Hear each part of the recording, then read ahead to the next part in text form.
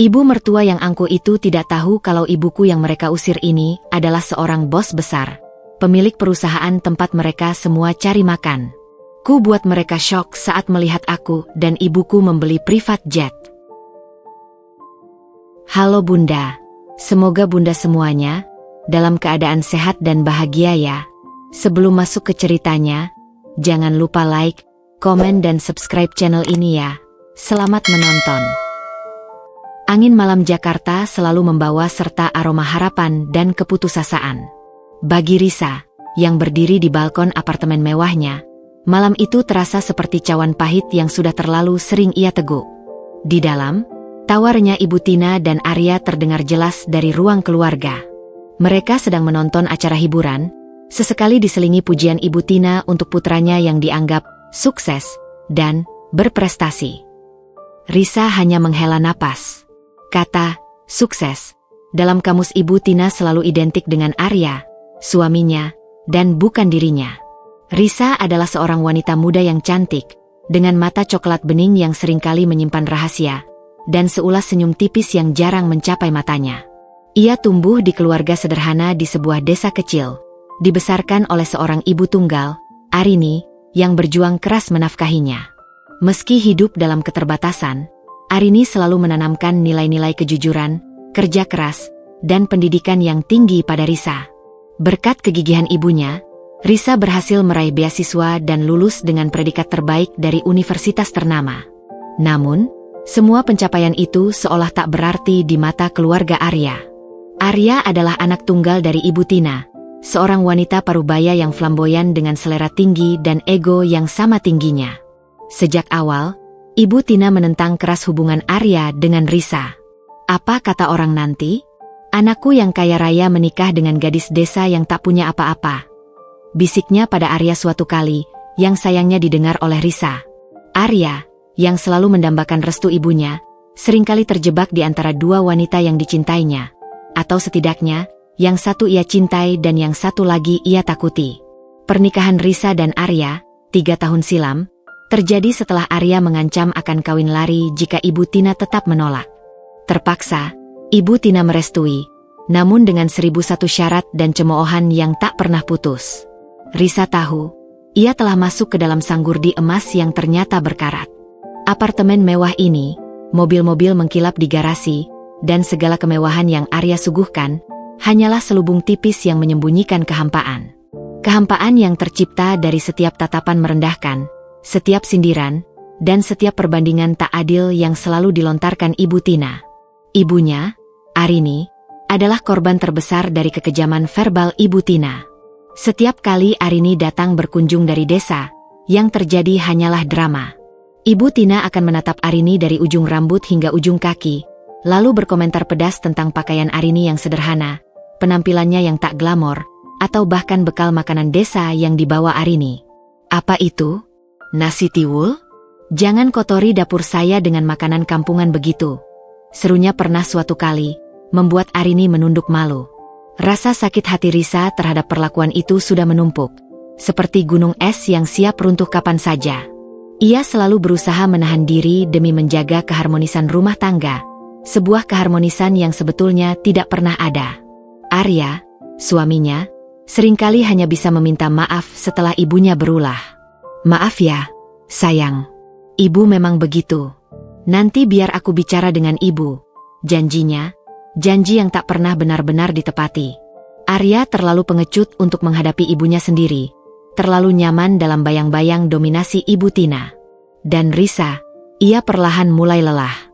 Lelah dengan sandiwara ini, lelah dengan peran sebagai menantu yang selalu salah, dan paling lelah dengan perlakuan terhadap ibunya. Luka lama itu kini terasa semakin menganga. Pagi itu, Risa terbangun dengan perasaan yang tidak enak, seperti ada bayangan gelap yang membayangi harinya. Bukan karena mimpi buruk, melainkan karena ia tahu persis apa yang akan terjadi. Hari ini ibunya, Arini, akan datang berkunjung. Dan seperti yang sudah-sudah, kedatangan Arini selalu menjadi sinyal dimulainya sebuah sandiwara penuh sindiran dan cemoohan dari Ibu Tina. Risa melirik ke sampingnya. Arya masih terlelap, napasnya teratur, wajahnya tampak damai, seolah tak ada sedikitpun beban atau kekhawatiran yang menguasai dirinya. Terkadang, Risa iri pada ketidakpedulian Arya terhadap segala kekacauan emosi yang terjadi di rumah ini, seolah ia bisa mematikan saklar perasaannya sesuka hati. Ia beranjak dari tempat tidur, menarik selimut tipis hingga menutupi tubuh Arya, lalu melangkah pelan menuju dapur. Aroma kopi yang baru diseduh dan roti panggang yang mulai keemasan memenuhi ruangan, menciptakan suasana hangat yang kontras dengan dinginnya perasaannya.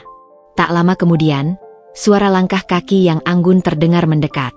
Ibu Tina muncul, lengkap dengan daster sutra berwarna marun yang mengilap dan masker wajah berwarna hijau muda yang masih menempel di pipinya, memancarkan bau herbal yang kuat. Ia duduk di meja makan dengan gaya angkuh, memamerkan cincin berlian besar di jari manisnya, lalu melirik Risa dengan pandangan menilai dari balik masker wajahnya. "Masakanmu lumayan, Risa," sindirnya, suaranya sedikit teredam masker. "Tapi, ya, jangan samakan dengan masakan bibi di rumah dulu. Lebih mewah, bahan-bahannya pilihan, dan tentu saja, lebih bersih." Risa hanya mengangguk tipis, tangannya sibuk membalik roti.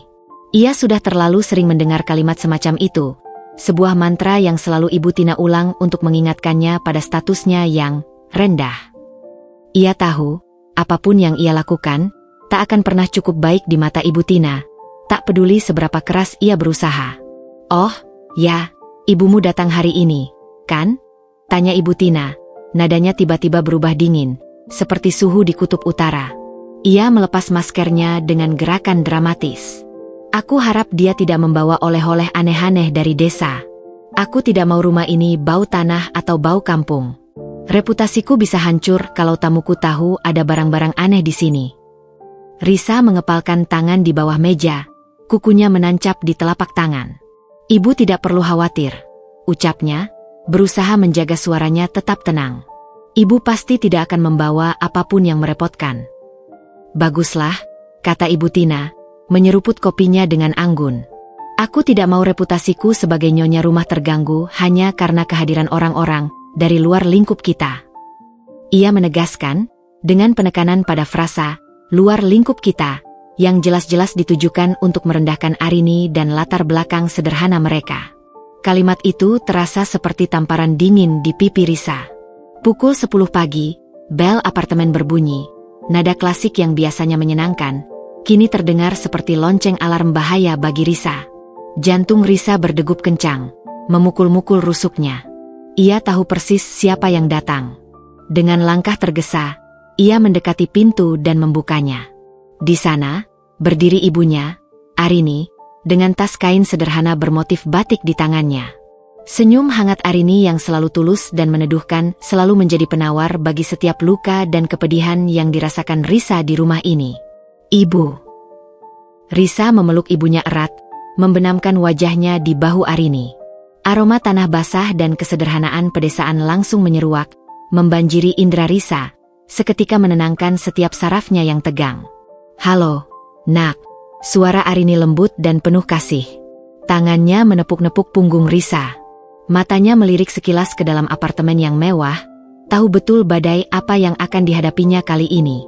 Belum sempat Risa mengajak Arini masuk lebih jauh atau menanyakan kabarnya, suara Ibu Tina sudah menyambut dari ruang tamu, melengking memecah keheningan pagi. "Wah, sudah datang rupanya.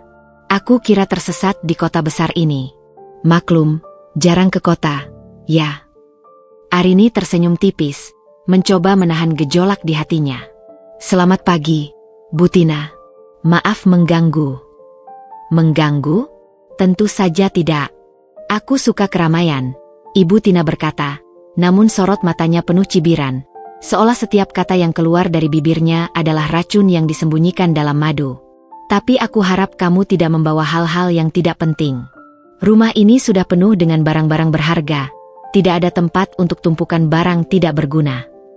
Risa melihat Arini menunduk, matanya sedikit meredup, seolah cahaya di dalamnya perlahan padam. Ia meraih tas kain ibunya. "Ini hanya baju ganti, Bu. Tidak ada yang lain." "Oh, begitu? Aku kira kamu membawa hasil panen dari kebun lagi. Biasanya kan begitu, kacang, singkong, atau apalah itu." Ibu Tina terkekeh sinis, lalu menoleh ke Arya yang baru saja keluar dari kamar mandi, rambutnya masih basah. Arya, lihat, ibumu datang. Semoga kali ini tidak ada drama lagi. Ya, aku sudah lelah dengan drama-drama receh. Arya tersenyum kaku pada Arini, sebuah senyum yang tak pernah mencapai matanya. Selamat datang, Bu, ucapnya datar. Ia tahu persis bagaimana ibunya akan bersikap, dan ia memilih untuk menjadi penonton pasif, seolah semua ini hanyalah sebuah pertunjukan yang tidak melibatkan dirinya. Skenario klasik ini selalu terulang, seperti film lama yang diputar berulang-ulang tanpa jeda. Arini akan mencoba bersikap ramah dan seramah mungkin, berusaha mencairkan suasana dengan cerita-cerita kecil dari desa. Ibu Tina akan melontarkan sindiran demi sindiran yang semakin lama semakin menusuk. Dan Arya akan menjadi penengah yang tidak pernah memihak, memilih untuk bersembunyi di balik ketidakpeduliannya, membiarkan ibunya merundung Risa dan Arini tanpa ada pembelaan berarti. Risa merasa dadanya sesak, seperti ada beban berat yang menindihnya. Ia melihat Arini yang duduk di sofa dengan canggung, berusaha membuat dirinya sekecil mungkin, agar tidak terlalu menarik perhatian Ibu Tina. Setiap kali Ibu Tina berbicara, Arini akan menatap lantai, seolah mencari jawaban atas nasibnya di sana. Rasa kasihan dan marah bergejolak dalam diri Risa, menciptakan badai di dalam hatinya. Mengapa ibunya, wanita paling mulia yang dikenalnya, harus selalu diperlakukan seperti ini? Mengapa Arya, suaminya, tidak pernah sungguh-sungguh membela mereka? Perasaan Risa diabaikan, ditumpuk di bawah tumpukan sindiran, begitu juga perasaan ibunya. Ia tahu, ada batas kesabaran. Dan batas itu, sebentar lagi, akan mencapai titik didih. Sebuah keputusan besar harus segera diambil. Setelah makan siang yang canggung dan terasa seperti sesi interogasi, di mana Ibu Tina tak henti-henti mengomentari cara makan Arini yang dianggapnya kurang berkelas, tidak tahu etiket, bahkan menyindir suara sendok Arini yang beradu dengan piring, Risa akhirnya berhasil menciptakan kesempatan untuk berbicara berdua dengan ibunya. Ia mengajak Arini ke kamar tidur utama mereka, sebuah tempat yang terasa seperti satu-satunya benteng pertahanan dari dominasi Ibu Tina. Jauh dari jangkauan telinga Ibu Tina yang selalu tajam dan mata Arya yang cenderung abai. Arini duduk di tepi ranjang berukuran king size yang empuk, tatapannya kosong, menerawang jauh keluar jendela apartemen yang memperlihatkan pemandangan kota Jakarta yang gemerlap. Gedung-gedung pencakar langit menjulang tinggi di bawah langit biru yang cerah, lalu lintas padat bergerak seperti semut di bawah sana.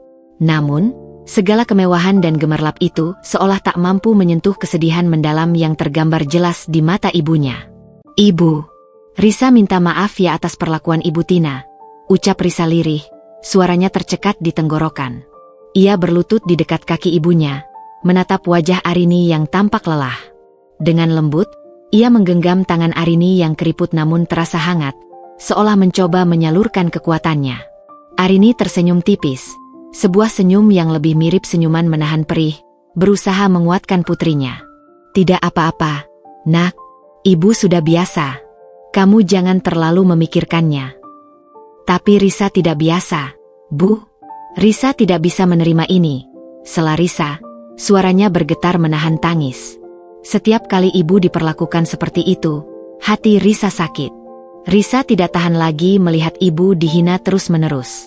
Ibu datang jauh-jauh dari desa hanya untuk diperlakukan seperti pembantu, seperti orang asing yang tak diundang. Kenapa ibu harus menanggung semua ini? Kenapa ibu tidak membela diri? Ibu kan juga punya harga diri. Air mata Risa mulai menggenang, membentuk genangan kecil di pelupuk matanya. Arini menghela napas panjang, tatapannya menerawang jauh ke masa lalu. Tangannya membelai rambut Risa dengan sayang. Nak, ada hal-hal yang tidak bisa ibu ceritakan sepenuhnya padamu sekarang. Ada beban yang ibu pikul sendirian selama ini. Tapi percayalah, ini semua demi kebaikan kita. Demi masa depanmu. Risa mengerutkan kening, firasat buruk mulai merayapi benaknya. Demi kebaikan apa, Bu? Apa ibu menyembunyikan sesuatu dari Risa? Kenapa ibu tidak mau jujur? Desaknya.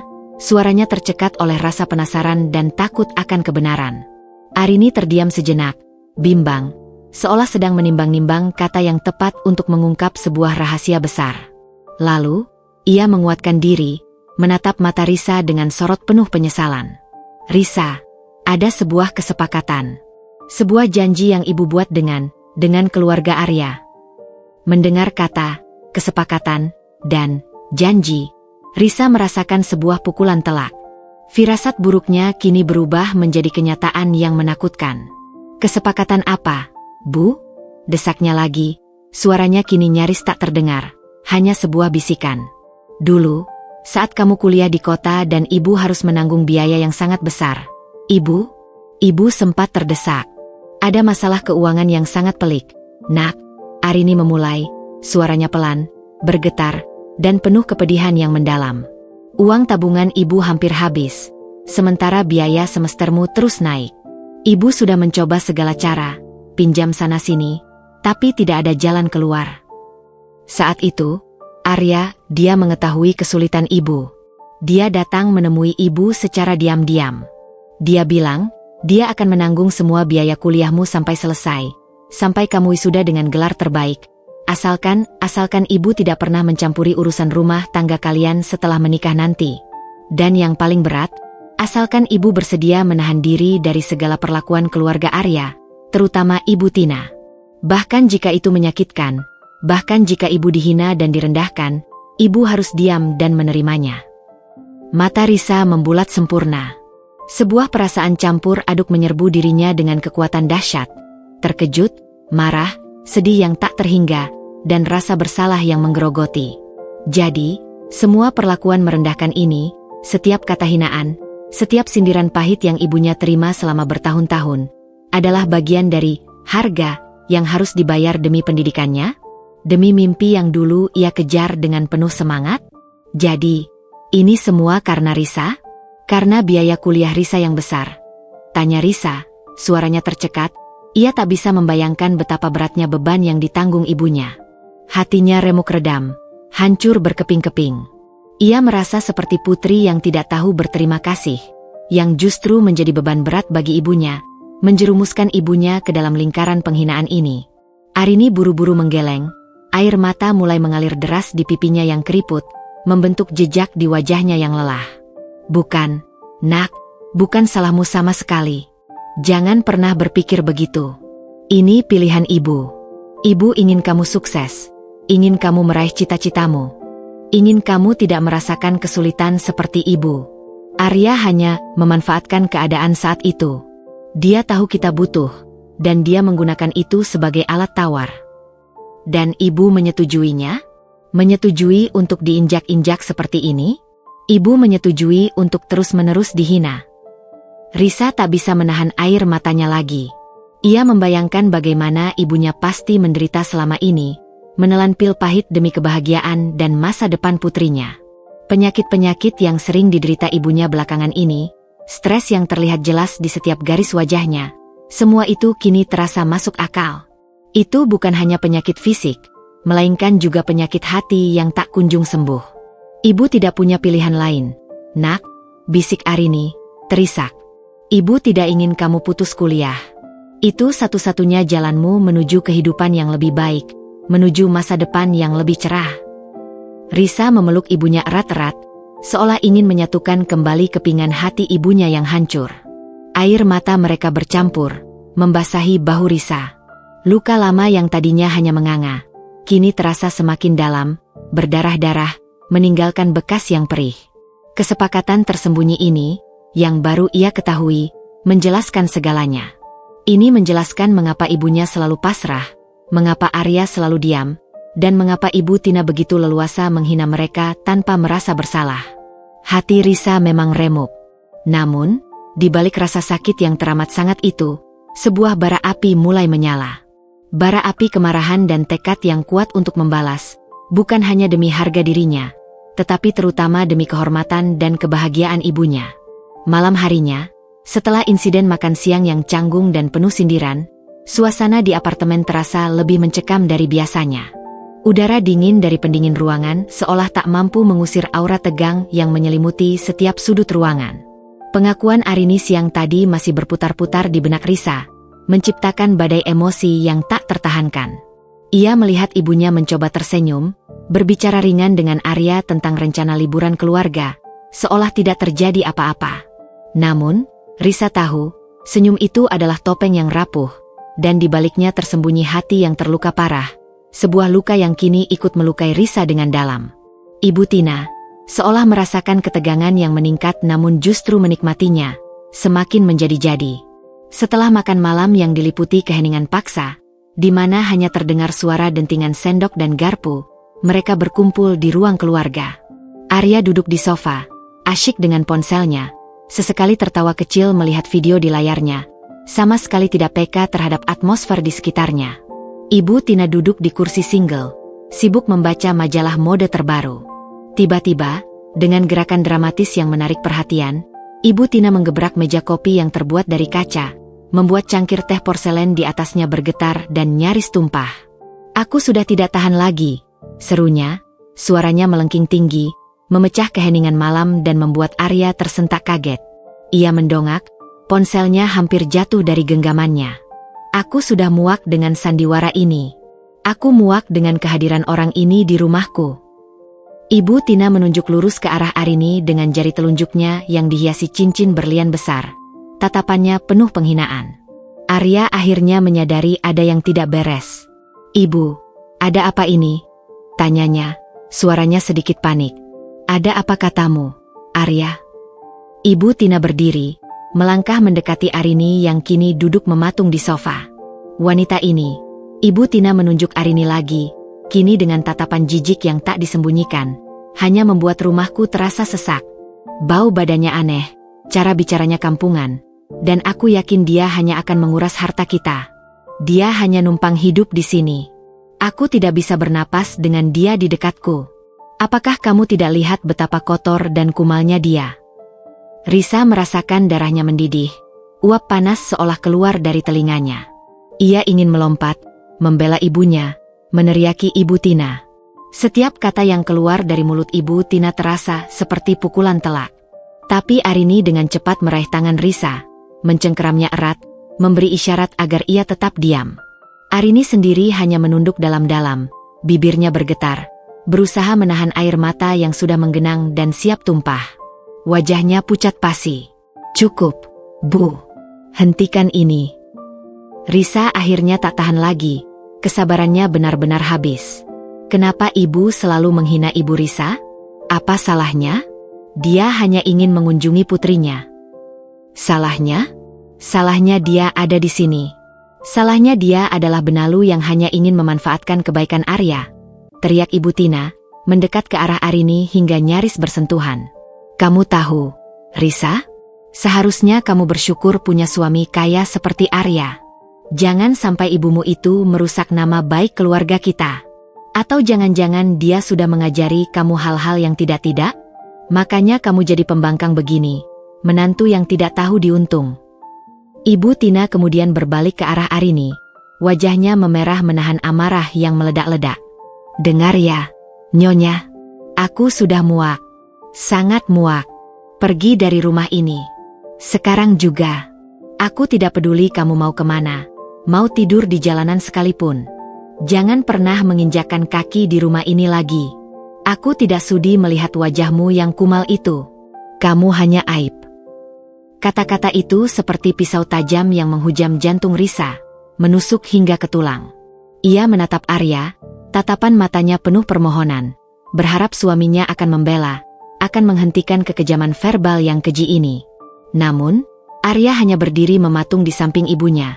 Wajahnya pucat pasi, tak berani menatap mata Risa maupun Arini. Ia bahkan tidak mengeluarkan sepatah kata pun, seolah lidahnya keluh, membeku. Keberaniannya menguap begitu saja di hadapan dominasi ibunya yang mutlak. Ia benar-benar pengecut. Arini perlahan bangkit berdiri, tubuhnya gemetar hebat, seolah ia akan roboh kapan saja. Ia menatap Risa dengan tatapan penuh maaf dan kepedihan yang mendalam, lalu mengangguk kecil, seolah berkata, "Biarkan saja, Nak."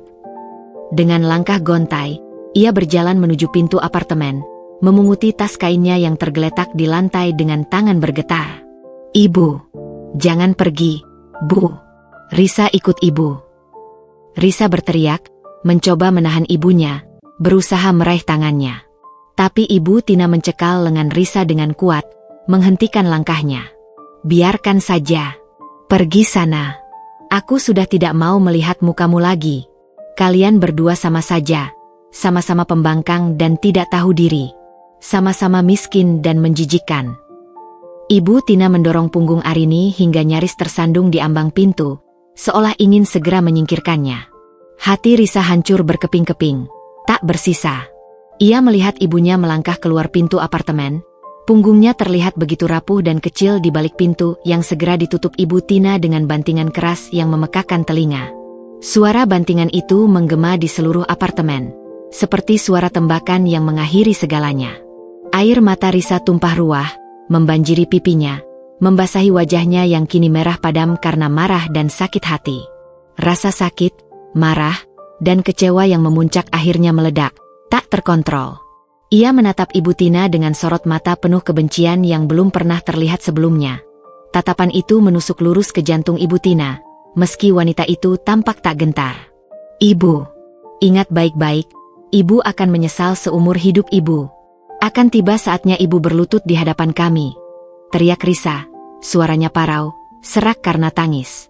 Ibu Tina tertawa sinis, tawa yang penuh kemenangan dan meremehkan. Menyesal? Untuk apa? Aku justru merasa lega. Sekarang rumah ini bersih dari benalu. Kalian tidak akan pernah bisa menyamai kami. Ingat itu. Risa menoleh ke arah Arya, yang kini akhirnya mendekatinya, mencoba meraih tangannya. Wajahnya tampak menyesal, namun terlambat. Sayang, sudah, jangan begini. Ibu memang suka begitu. Sabar ya. Diam, Arya. Jangan sentuh aku. Risa menepis tangan Arya dengan kasar. Tatapan matanya menghujam Arya dengan kekecewaan yang mendalam. Kamu tidak pernah melakukan apa-apa. Kamu melihat ibuku dihina, diusir seperti binatang, dan kamu hanya diam saja. Kamu pengecut. Kamu tidak pantas disebut anak, apalagi suami. Aku muak denganmu. Kata-kata Risa menghujam Arya seperti tombak, menusuk tepat di ulu hatinya. Ia terdiam, membeku di tempatnya, menatap Risa dengan mata melebar. Risa tidak menunggu jawaban. Dengan langkah cepat dan penuh kemarahan, ia berbalik, masuk ke kamar, dan membanting pintu kamar dengan keras, bahkan lebih keras dari bantingan pintu Ibu Tina tadi. Di dalam kamar, Risa menangis terseduh-seduh, membiarkan semua emosi meluap tak terkontrol. Bara api yang tadinya hanya menyala kecil, kini berkobar hebat menjadi api yang membakar seluruh jiwanya. Tekadnya sudah bulat. Ia tidak akan membiarkan ibunya diperlakukan seperti ini lagi. Ia akan membalas semuanya, dengan cara yang tak pernah mereka bayangkan, dengan cara yang akan membuat mereka syok dan menyesal seumur hidup. Pengusiran keji ini adalah pemicu, dan Risa bersumpah, mereka akan membayar mahal untuk setiap tetes air mata ibunya. Setelah tangisan yang menyayat hati itu mereda, meninggalkan jejak perih di sudut matanya yang sembab, Risa bangkit dari ranjang.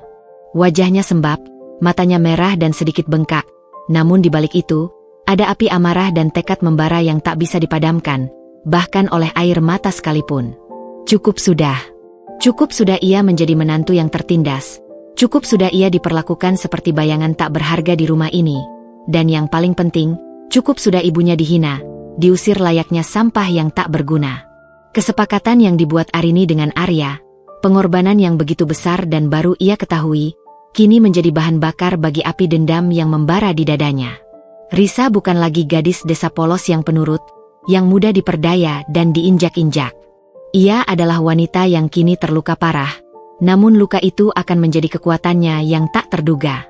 Dengan tangan gemetar namun mantap, Risa mengeluarkan koper lamanya yang berwarna coklat pudar dari balik lemari.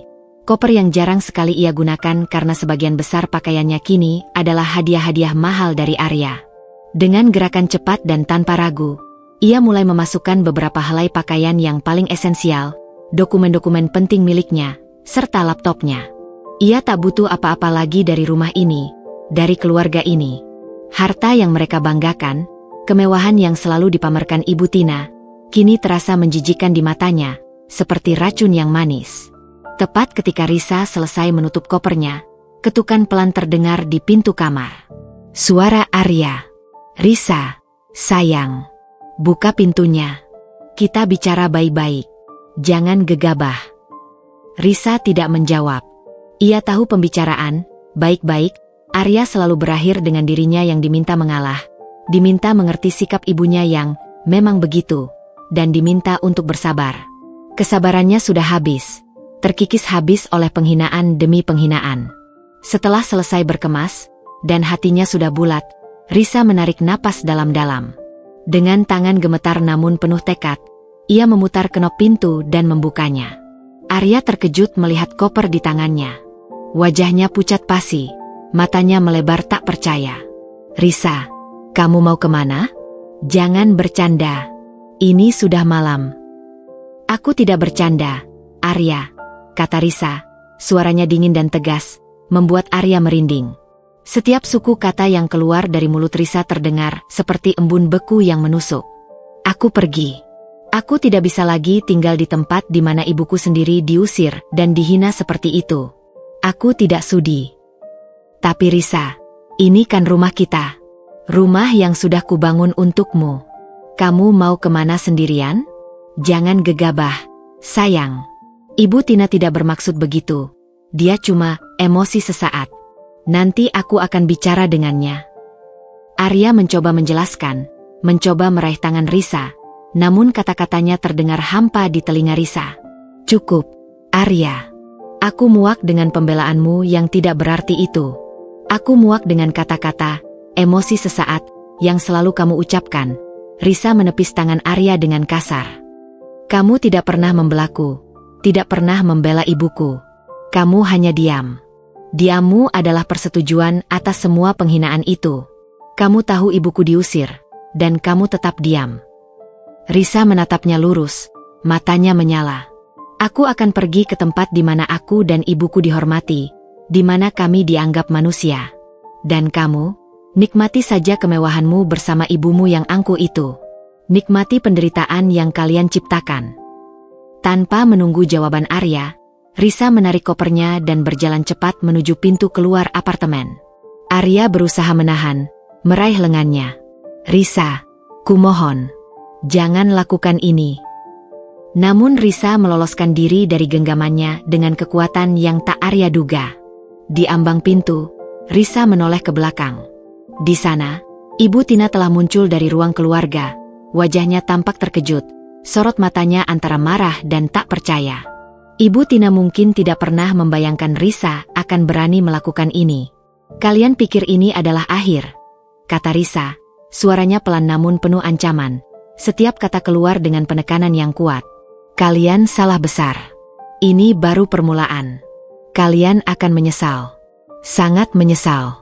Kalian akan membayar setiap tetes air mata ibuku, dan setiap hinaan yang kalian lontarkan. Tunggu saja. Dan dengan itu, Risa melangkah keluar dari ambang pintu, meninggalkan apartemen mewah itu, meninggalkan Arya yang membeku di tempatnya, dan Ibu Tina yang kini terdiam, tercengang, seolah baru saja disambar petir. Risa menekan tombol lift, dan tak lama kemudian, pintu lift terbuka dengan suara mendesir. Risa masuk, napasnya lega bercampur tegang. Ia tahu ini adalah langkah besar, langkah yang tak bisa ditarik kembali. Ada perasaan merdeka yang aneh menyelimuti dirinya, meski ia tak tahu akan kemana. Saat lift meluncur turun dari lantai 25, pikiran Risa kalut. Ia tidak tahu harus pergi kemana. Pulang ke desa akan membuatnya semakin terpukul, melihat ibunya dalam kondisi sedih. Ia hanya punya sedikit uang tunai dan kartu ATM. Tiba-tiba, ponsel Risa berdering di dalam tasnya. Sebuah nomor tak dikenal muncul di layar. Ia ragu, awalnya ingin mengabaikannya, namun sebuah dorongan aneh membuatnya akhirnya mengangkat panggilan itu. Halo? Suara Risa serak karena sisa tangis. Suara di ujung sana adalah suara seorang wanita parubaya. Terdengar ramah namun juga memiliki aura otoritas dan profesionalisme yang kuat. Selamat malam, ini Risa, putri dari Ibu Arini Sudibyo. Risa terkejut. Bagaimana wanita ini tahu namanya dan siapa ibunya? Ya, saya sendiri. Ada apa ya? Saya Desi. Saya adalah asisten pribadi Ibu Arini. Beliau meminta saya untuk menghubungi Anda, kata suara itu dengan tenang. Beliau tahu apa yang terjadi tadi.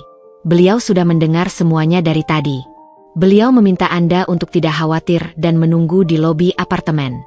Ada hal penting yang perlu beliau bicarakan dengan Anda, dan beliau sudah dalam perjalanan menuju lokasi Anda. Risa terdiam, bingung. Asisten pribadi? Lokasi? Apa maksudnya? Ibunya tidak pernah menyebut punya asisten pribadi. Setahu Risa, ibunya hanya seorang ibu rumah tangga biasa di desa, sesekali membantu tetangga bertani. Perasaannya campur aduk antara kebingungan yang luar biasa dan secercah harapan yang tak terduga. Apa yang sebenarnya ibunya sembunyikan selama ini? Apakah ini berkaitan dengan rahasia dan kesepakatan yang diceritakan ibunya tadi? Tekadnya semakin bulat. Ia harus mencari tahu. Takdir seolah sedang menunjukkan jalan. Begitu pintu lift terbuka di lobi apartemen yang megah, menampilkan lantai marmer mengilap dan lampu kristal yang berkilauan, Risa langsung mencari sosok ibunya. Namun, yang ia temukan bukanlah Arini yang ia kenal dengan daster sederhana dan tas kain. Di sana, berdiri seorang wanita parubaya berpenampilan sangat rapi dan elegan, mengenakan setelan blazer biru dongker yang pas di tubuhnya, dengan rambut ditata modern dan perhiasan minimalis namun berkelas. Wanita itu berdiri di samping seorang pria berseragam pengemudi yang memegang papan nama bertuliskan jelas, Nyonya Arini Sudibyo. Wanita elegan itu tersenyum simpul melihat Risa. Senyumnya hangat namun menyimpan aura profesionalisme yang kuat. Anda pasti Nona Risa, kan? Saya Desi. Sapa wanita itu dengan nada profesional namun ramah, suaranya terdengar merdu dan berwibawa. Ibu Arini sudah menunggu Anda di mobil. Mari ikut saya, Nona. Risa masih terpaku di tempatnya, menatap Desi dengan pandangan tidak percaya. Menunggu? Tapi, di mobil apa? Otaknya berusaha mencerna semua informasi yang masuk, namun terasa terlalu banyak dan kontradiktif. Desi hanya tersenyum tipis, mengisyaratkan ke arah pintu utama lobi yang terbuat dari kaca tebal. Di luar, terparkir sebuah mobil mewah berwarna hitam mengilap, sebuah Mercedes-Benz S-Class terbaru, yang memantulkan cahaya lampu lobi dengan sempurna.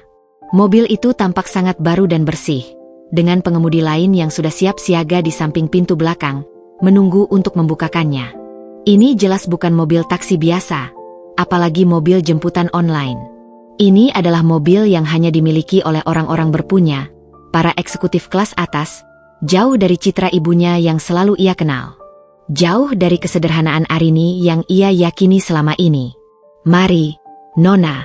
Jangan sampai Ibu Arini menunggu terlalu lama. Desi membimbing Risa dengan gerakan lembut namun tegas, seolah sudah terbiasa berurusan dengan orang yang terkejut. Risa melangkah keluar lobi, pikirannya berkecamuk hebat. Mobil mewah, asisten pribadi yang berkelas, dan sekarang ibunya menunggu di dalamnya dengan penampilan yang berbeda? Ini semua tidak masuk akal. Ibunya adalah wanita sederhana dari desa, yang bertani kecil-kecilan. Bagaimana mungkin? Dari mana semua ini berasal? Pertanyaan-pertanyaan itu berputar di kepalanya tanpa henti. Saat pintu belakang mobil terbuka dengan suara klik yang halus, Risa melihat ibunya duduk di dalam, mengenakan pakaian yang sama sekali berbeda dari yang terakhir ia lihat beberapa jam lalu. Arini kini mengenakan setelan blus sutra berwarna emerald green yang elegan dan celana bahan berwarna senada, rambutnya ditata rapi dalam sanggul modern, dan ada sedikit polesan riasan tipis, lipstik merah muda dan eyeliner tipis, di wajahnya yang membuat Arini terlihat jauh lebih muda, lebih segar, dan memancarkan aura berwibawa yang belum pernah Risa lihat sebelumnya. Bukan lagi Arini yang kumal dan ringkih seperti yang dihina Ibu Tina tadi, bukan lagi wanita desa yang penurut. Arini menatap Risa dengan sorot mata lembut yang sama, penuh kasih sayang, namun kali ini ada kemegahan, ketenangan, dan kekuatan yang memancar darinya.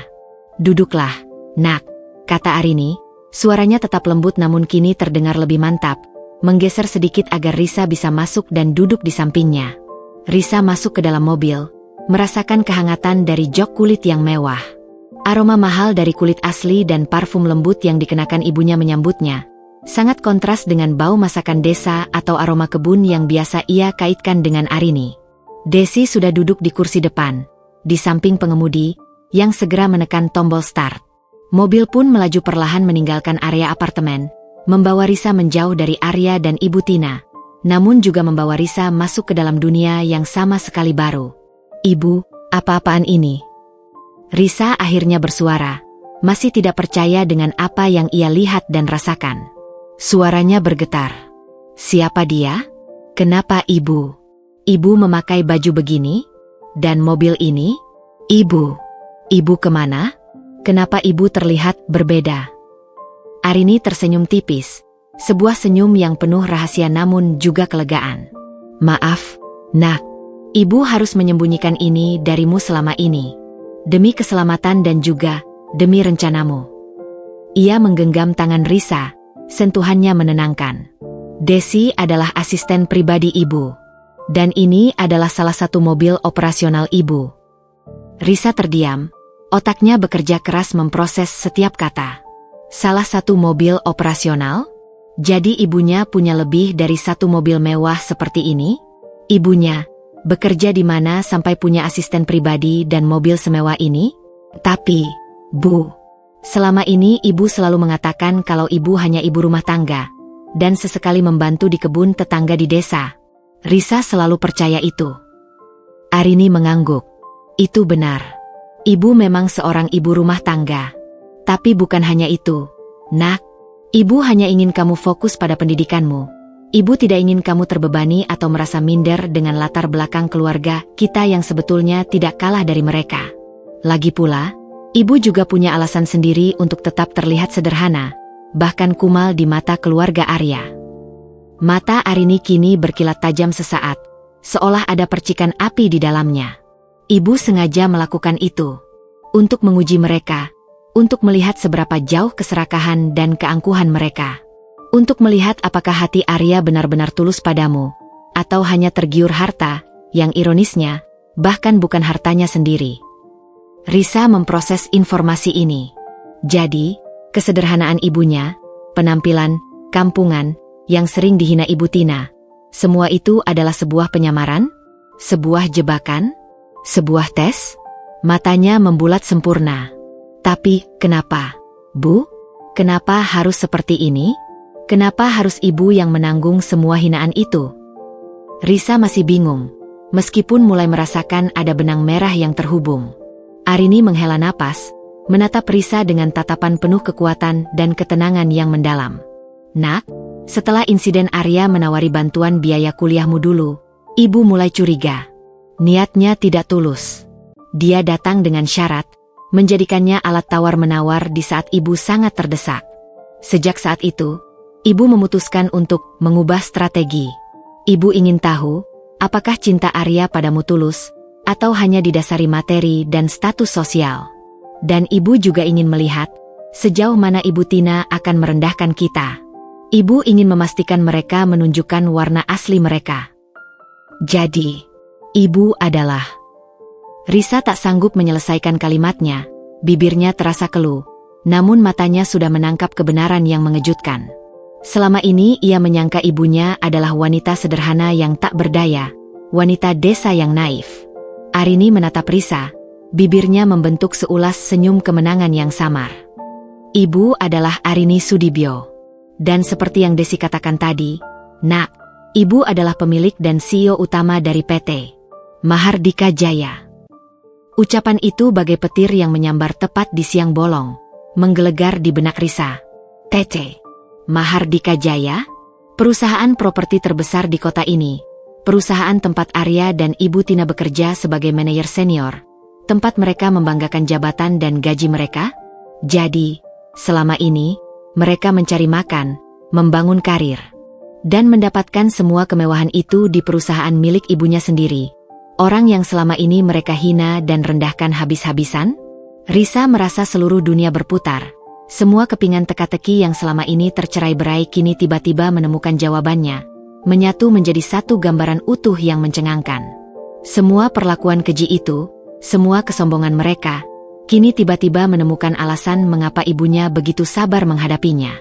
Sebuah misteri tersembunyi yang kini terkuak, membawa serta kejutan yang luar biasa, sekaligus kepuasan yang dingin.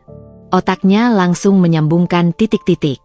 Pantas saja Ibu Tina begitu percaya diri dengan jabatan dan posisi mereka di perusahaan itu. Mereka tak tahu sama sekali siapa pemilik aslinya. Sebuah seringai tipis muncul di bibir Risa. Campuran antara sakit hati yang mendalam dan kepuasan yang dingin, sebuah pertanda dari apa yang akan datang. Mobil mewah Mercedes-Benz S-Class itu melaju tenang, membelah padatnya lalu lintas Jakarta yang tak pernah tidur. Lampu-lampu kota berkelebat di luar jendela, menciptakan kilauan yang kontras dengan suasana syok dan emosi di dalam kabin. Risa masih tergugu di samping ibunya, mencoba mencerna setiap fakta yang baru saja terkuak. Ibunya, Arini, yang selama ini ia kira hanya seorang ibu rumah tangga sederhana, seorang wanita desa yang polos, ternyata adalah bos besar, pemilik dan CEO dari PT Mahardika Jaya, perusahaan properti raksasa tempat Arya dan Ibu Tina selama ini mencari makan, menggantungkan hidup, dan membangun kemewahan palsu mereka. Kepala Risa terasa pusing berputar, antara syok yang tak terkira, marah yang membakar, dan juga secercah kelegaan yang aneh. Ini semua terlalu gila, terlalu fantastis, untuk menjadi kenyataan. Ibu, Risa tidak mengerti. Bagaimana bisa? Kenapa ibu menyembunyikan semua ini? Kenapa ibu rela dihina dan dipermalukan begitu rupa selama ini? Risa akhirnya memecah keheningan yang panjang. Suaranya masih bergetar, tercekat di tenggorokan. Arini menghela napas panjang, menatap putrinya dengan sorot mata yang kini penuh kebijaksanaan, ketenangan, dan kekuatan yang mendalam. Jelas sekali bahwa Arini adalah seorang wanita dengan pengalaman hidup yang luar biasa. Nak, hidup ini penuh sandiwara, penuh skenario yang tak terduga. Terkadang, kita harus memainkan peran yang tidak kita inginkan, memakai topeng, demi sebuah tujuan yang jauh lebih besar. Ia berhenti sejenak, memalingkan pandangan keluar jendela, menatap gedung-gedung tinggi yang berjejer. Setelah ayahmu meninggal belasan tahun yang lalu, ibu memang sempat terpuruk, kehilangan arah. Tapi ibu punya warisan kecil dari almarhum kakekmu, yang entah mengapa ibu putuskan untuk investasikan di bidang properti. Saat itu, Jakarta sedang gencar-gencarnya pembangunan. Ibu melihat peluang emas. Ibu belajar keras, jatuh bangun, bertemu banyak orang. Perlahan, satu persatu proyek ibu berhasil. Ibu membangun perusahaan ini dari nol, dari keringat dan air mata, dari setiap tetes darah dan pengorbanan. Risa mendengarkan dengan takjub, tak bisa berkata-kata. Ia tidak tahu sama sekali sisi kehidupan ibunya yang ini. Selama ini, yang ia tahu hanyalah seorang ibu yang berjuang mati-matian agar dirinya bisa sekolah. Ibu sengaja tidak memberitahumu, juga kepada siapapun di desa. Ibu tidak ingin kamu terbebani dengan tanggung jawab ini, atau ada orang lain yang memanfaatkan kita karena tahu kita punya harta. Ibu ingin kamu fokus belajar, menjadi wanita mandiri dengan ilmumu, dengan kecerdasanmu, bukan hanya karena harta orang tua. Arini menjelaskan, menoleh kembali pada Risa, sorot matanya tegas. Dan tentang keluarga Arya, seperti yang ibu ceritakan tadi, niat Arya saat menawarkan bantuan untuk biaya kuliahmu itu sudah tidak tulus. Dia tahu ibu sedang kesulitan, dan dia menjadikannya alat. Itu adalah momen titik balik bagi ibu. Sejak saat itu, ibu memutuskan untuk mengubah strategi. Ibu ingin tahu, apakah cinta Arya padamu tulus, atau hanya didasari materi. Dan ibu juga ingin melihat, sejauh mana Ibu Tina akan merendahkan kita. Apakah mereka akan terus menginjak-injak kita? Tapi ibu, diusir seperti tadi, diperlakukan seperti pengemis. Suara Risa tercekat, bayangan Ibu Tina mendorong ibunya masih sangat jelas dan menyakitkan di benaknya. Itu adalah puncaknya. Nak, batas kesabaran ibu sudah habis, dan mereka sudah melewati batas itu, kata Arini, rahangnya mengeras, ekspresinya berubah dingin. Ibu ingin melihat sejauh mana mereka bisa bersikap. Dan mereka sudah menunjukkan wujud asli mereka. Keserakahan, keangkuhan, dan penghinaan yang tak berdasar. Mereka tidak tahu siapa yang mereka hadapi. Mobil itu akhirnya berhenti di depan sebuah gerbang besar yang terbuat dari besi tempanan artistik, dijaga ketat oleh 2 petugas keamanan berseragam. Begitu gerbang terbuka secara otomatis, terlihat sebuah rumah bergaya modern minimalis yang megah, dengan arsitektur yang elegan, pencahayaan yang hangat, taman luas yang terawat sempurna, dan kolam renang yang biru jernih di halaman belakang. Ini bukan lagi apartemen mewah, melainkan sebuah mansion. Kita akan tinggal di sini sementara, Nak, kata Arini, mengulas senyum kecil. Ini salah satu properti ibu. Kita akan memulai hidup baru dari sini, dengan babak yang berbeda. Begitu masuk ke dalam mansion, Risa disambut oleh beberapa staf rumah tangga, seorang kepala pelayan yang ramah, beberapa asisten rumah tangga, dan seorang koki, yang semuanya membungkuk hormat kepada Arini. Risa merasa seperti masuk ke dunia yang sama sekali berbeda. Dunia yang selama ini tak pernah ia bayangkan ada dalam genggaman ibunya. Mereka menuju ke sebuah ruang kerja yang luas dan modern, dengan dinding kaca yang menghadap ke taman. Meja kerja besar terbuat dari kayu solid, dilengkapi dengan komputer iMac terbaru dan berbagai perangkat canggih. Arini duduk di kursi kebesarannya, lalu menunjuk kursi di depannya agar Risa duduk. Risa, ibu tahu kamu terluka. Ibu juga. Tapi sekarang bukan waktunya untuk larut dalam kesedihan atau dendam buta.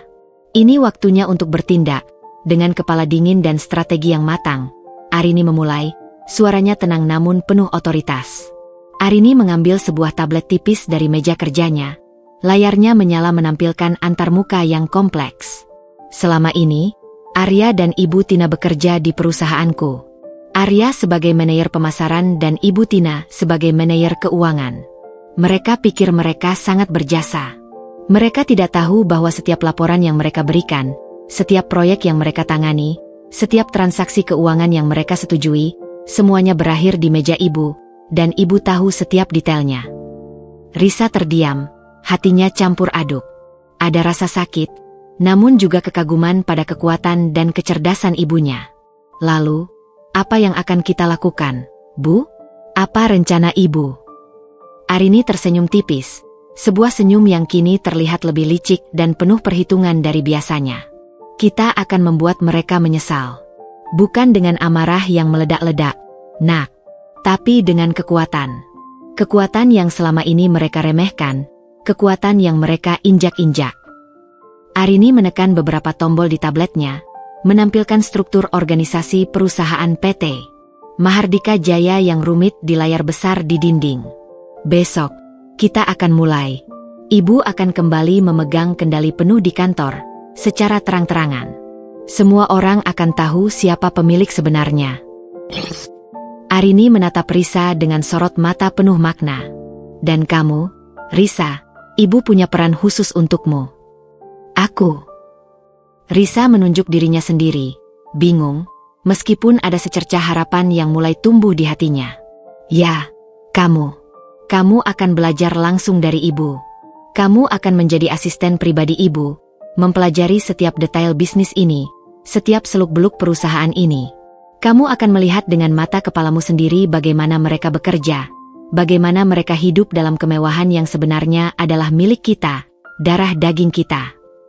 Arini menatap mata Risa lekat-lekat, sebuah janji tersirat terucap tanpa kata. Mereka akan terkejut melihat kita. Nak, mereka akan syok. Dan kita akan menikmati setiap detiknya, setiap reaksi mereka, setiap penyesalan yang terlihat di wajah mereka. Ini adalah balas dendam kita. Balas dendam yang elegan, cerdas, mematikan, dan tak akan mereka lupakan seumur hidup. Bara api di dada Risa kini berubah menjadi kobaran api yang membakar seluruh jiwanya. Rasa sakit itu belum hilang sepenuhnya, tapi kini ia memiliki tujuan yang jelas. Sebuah rencana balas dendam yang tersusun rapi, sebuah babak baru dalam hidupnya. Ia akan membuat Arya dan Ibu Tina berlutut, menyaksikan dengan mata kepala mereka sendiri, bahwa wanita yang selama ini mereka hina dan usir, adalah bos besar, pemilik perusahaan tempat mereka semua cari makan. Dan bahwa Risa, yang mereka anggap menantu tak berguna, wanita desa tanpa kelas, akan menjadi tangan kanan sang bos, sang pemilik perusahaan, wanita yang tak kalah berkuasa dari ibunya. Pagi hari itu, Jakarta diselimuti kabut tipis yang perlahan menyingkir di terpa cahaya matahari. Namun bagi Risa, udara terasa lebih cerah, penuh harapan, dan dipenuhi aroma kemenangan yang samar. Ia mengenakan setelan blazer dan rok pensil berwarna abu-abu gelap, bahan wol berkualitas tinggi yang jatuh sempurna di tubuhnya, dipadukan dengan blus putih bersih dari Sutra, dan sepatu hak tinggi stiletto berwarna hitam mengilap. Rambutnya ditata rapi dalam sanggul modern yang elegan, dan wajahnya dipoles riasan tipis namun presisi, lipstik nude dan eyeliner tipis yang menegaskan sorot matanya yang kini penuh tekad. Risa berdiri di depan cermin besar di kamar barunya, menatap pantulan dirinya. Ini bukan lagi Risa yang dulu, yang selalu menunduk, merasa minder, dan membiarkan diri diinjak-injak. Ini adalah Risa yang baru, Risa yang kuat, yang siap menghadapi apapun, bahkan neraka sekalipun. Arini, yang kini tampil sepenuhnya sebagai seorang CEO yang berkuasa, mengenakan setelan kutur berwarna krem yang mewah, perhiasan mutiara asli yang memancarkan kilau lembut di lehernya, dan jam tangan branded di pergelangan tangannya, tersenyum bangga melihat putrinya. Senyumnya begitu menenangkan sekaligus mengisyaratkan sebuah rencana besar. "Kamu siap, nak?" tanyanya, suaranya tenang namun penuh keyakinan. Sebuah suara yang dulu hanya Risa dengar saat ibunya memberikan nasihat bijak. "Siap, Bu." "Sangat siap," jawab Risa. Sorot matanya tajam, memancarkan api yang membara. Ia merasakan adrenalin mengalir deras dalam nadinya, memompa semangat baru ke seluruh tubuhnya. Mereka berdua menaiki mobil Mercedes-Benz S-Class hitam yang sama, yang kini menjadi simbol kebangkitan mereka. Desi duduk di kursi depan, di samping pengemudi, siap dengan tablet dan ponselnya, mengkoordinasikan jadwal Arini yang padat. Perjalanan menuju kantor PT Mahardika Jaya terasa singkat, meskipun jalanan Jakarta macet seperti biasa. Bagi Risa, setiap detiknya dipenuhi antisipasi yang mendebarkan. Ia membayangkan reaksi Ibu Tina dan Arya. Bagaimana ekspresi mereka saat melihatnya dan ibunya datang ke kantor, bukan sebagai pengunjung yang diusir dan dihina, melainkan sebagai pemilik dan calon penerus kerajaan bisnis mereka sendiri. Begitu mobil berhenti di lobi utama gedung PT Mahardika Jaya yang menjulang tinggi, dengan fasad kaca modern dan plang nama perusahaan yang elegan, para staf keamanan dan resepsionis yang berjaga di balik meja marmer langsung memberi hormat dengan sigap. Risa melihat beberapa karyawan di area lobi menoleh, saling berbisik, menyadari kehadiran Arini Sudibyo yang memang jarang sekali terlihat secara langsung di kantor. Di mata mereka, Arini adalah sosok misterius yang sangat dihormati, seorang legenda yang membangun perusahaan dari nol. Arini melangkah masuk dengan anggun, langkahnya mantap dan penuh percaya diri, diikuti oleh Risa dan Desi yang cekatan. Suasana lobi yang ramai dengan aktivitas para karyawan tiba-tiba hening, seperti adegan dalam film yang tiba-tiba di-pause. Semua mata, tanpa terkecuali, tertuju pada Arini dan Risa.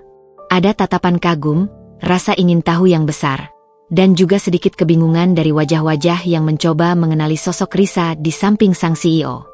Mereka tahu siapa Arini, sang pemilik, namun jarang sekali melihatnya langsung. Dan kini, ada seorang wanita muda di sampingnya yang terlihat sangat mirip dengannya, memancarkan aura yang sama kuatnya. Mereka berjalan lurus menuju lift pribadi yang hanya bisa diakses oleh jajaran direksi dan CEO, sebuah lift eksklusif yang memisahkan mereka dari keramaian karyawan.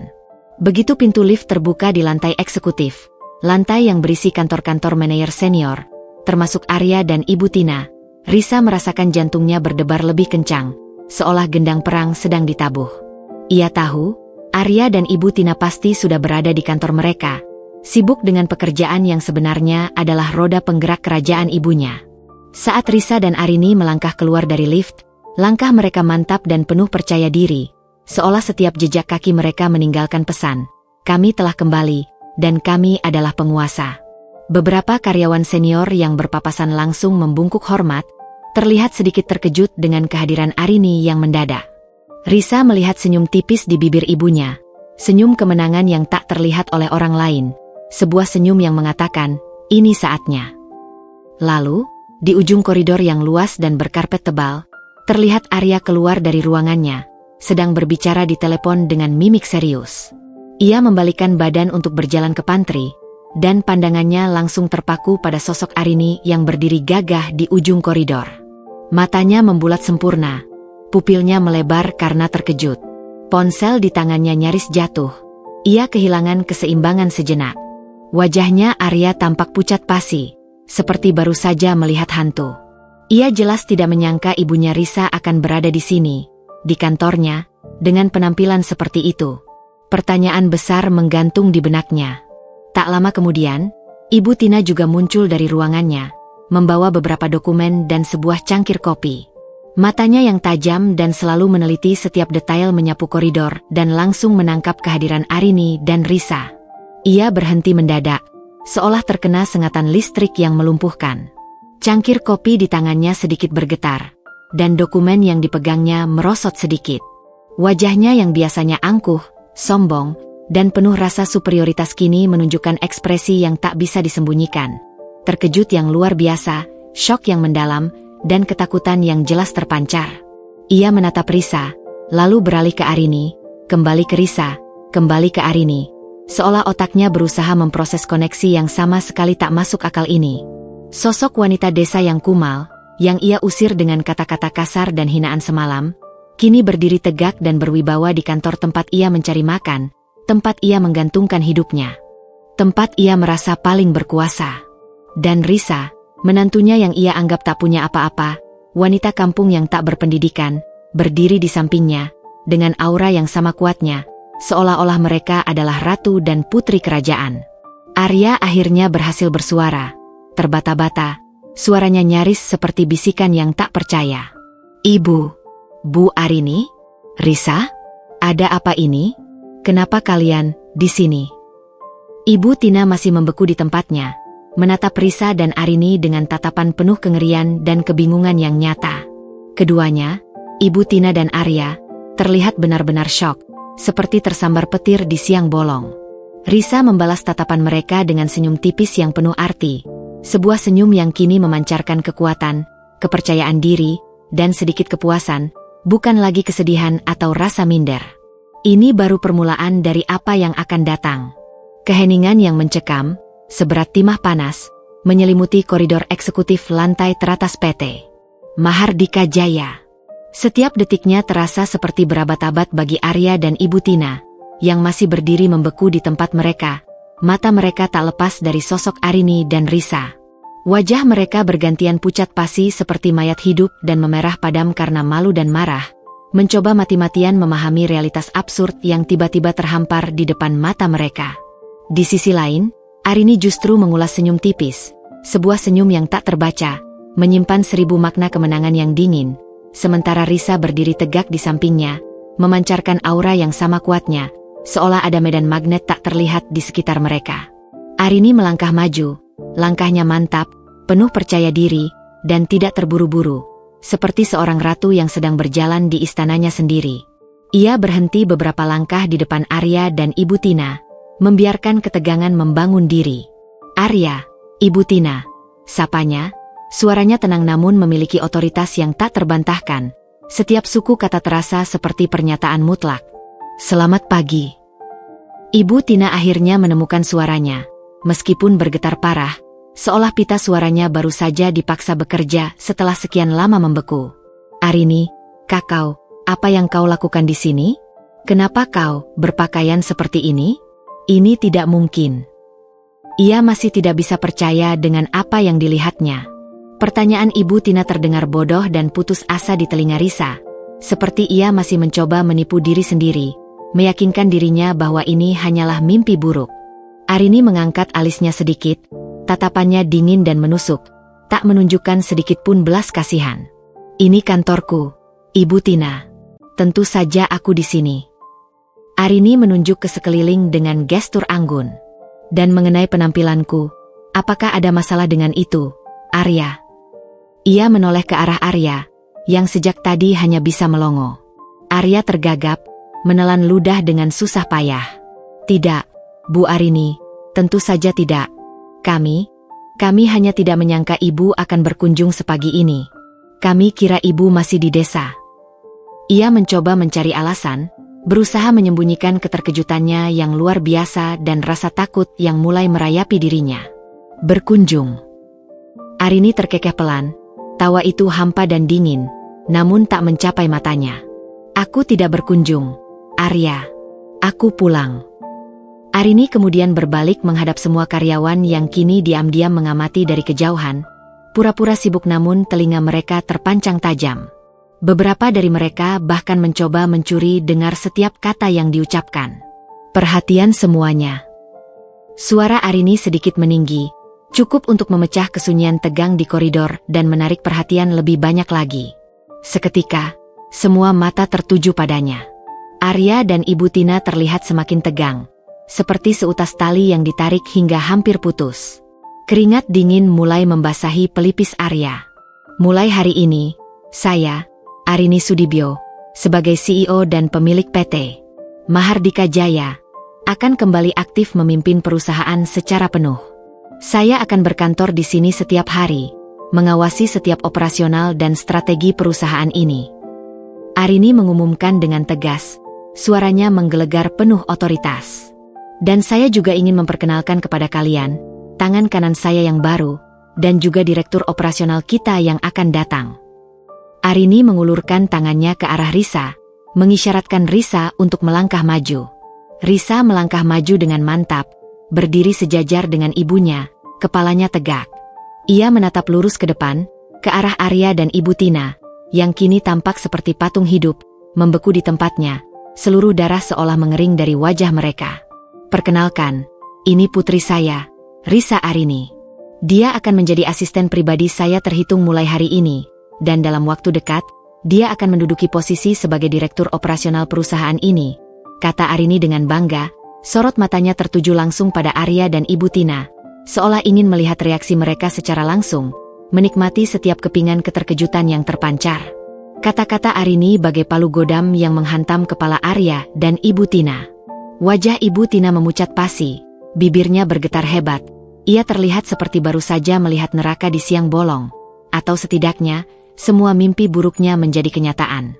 Arya terhuyung mundur selangkah, matanya melebar tak percaya, mencoba mencerna fakta bahwa Risa, istrinya yang selama ini ia anggap tak berdaya, tidak punya pendidikan, dan tak punya apa-apa, kini adalah bagian dari jajaran direksi, bahkan calon direktur operasional di perusahaan yang selama ini ia banggakan.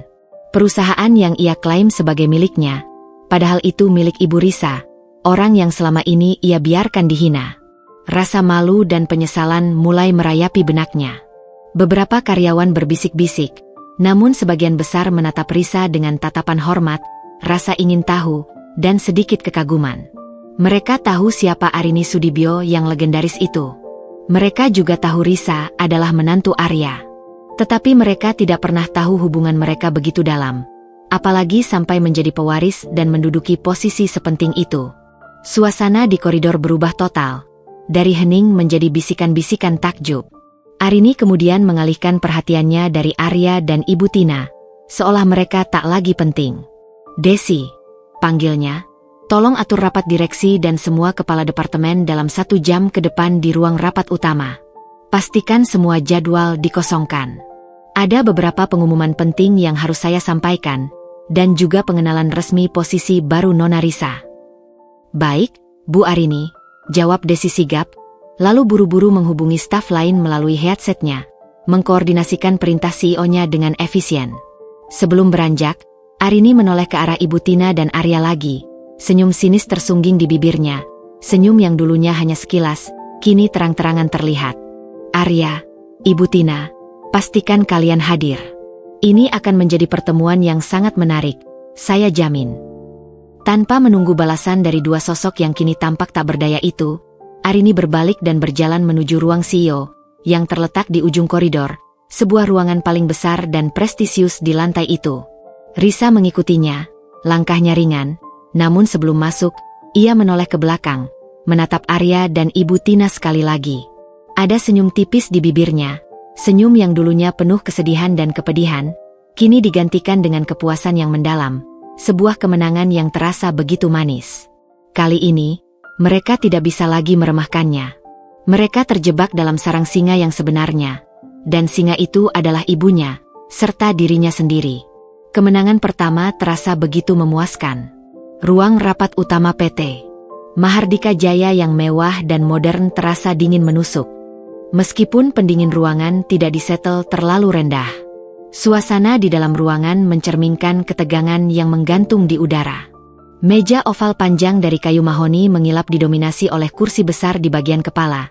Tempat Arini Sudibyo kini duduk dengan tenang, punggungnya tegak, memancarkan aura kepemimpinan yang tak terbantahkan, seolah kursi itu memang diciptakan untuknya. Di samping kanannya, Risa duduk tegak, laptopnya terbuka, jari-jarinya siap di atas keyboard, mencatat setiap detail dengan penuh konsentrasi. Ia mengenakan senyum tipis yang penuh arti, senyum yang dulunya menyimpan kepedihan, kini dihiasi dengan secercah kepuasan. Di samping kiri Arini, Desi duduk dengan tablet di tangannya, siap sedia, matanya fokus pada Arini, menunggu setiap perintah. Satu persatu, para kepala departemen dan direksi senior memasuki ruangan, membawa serta aura formalitas. Mereka semua menyapa Arini dengan hormat, bahkan ada yang membungkuk sedikit, sesekali melirik ke arah Risa dengan tatapan penasaran. Bisikan-bisikan pelan terdengar, menebak-nebak siapa wanita muda yang duduk di samping sang CEO. Hingga akhirnya, Arya dan Ibu Tina masuk.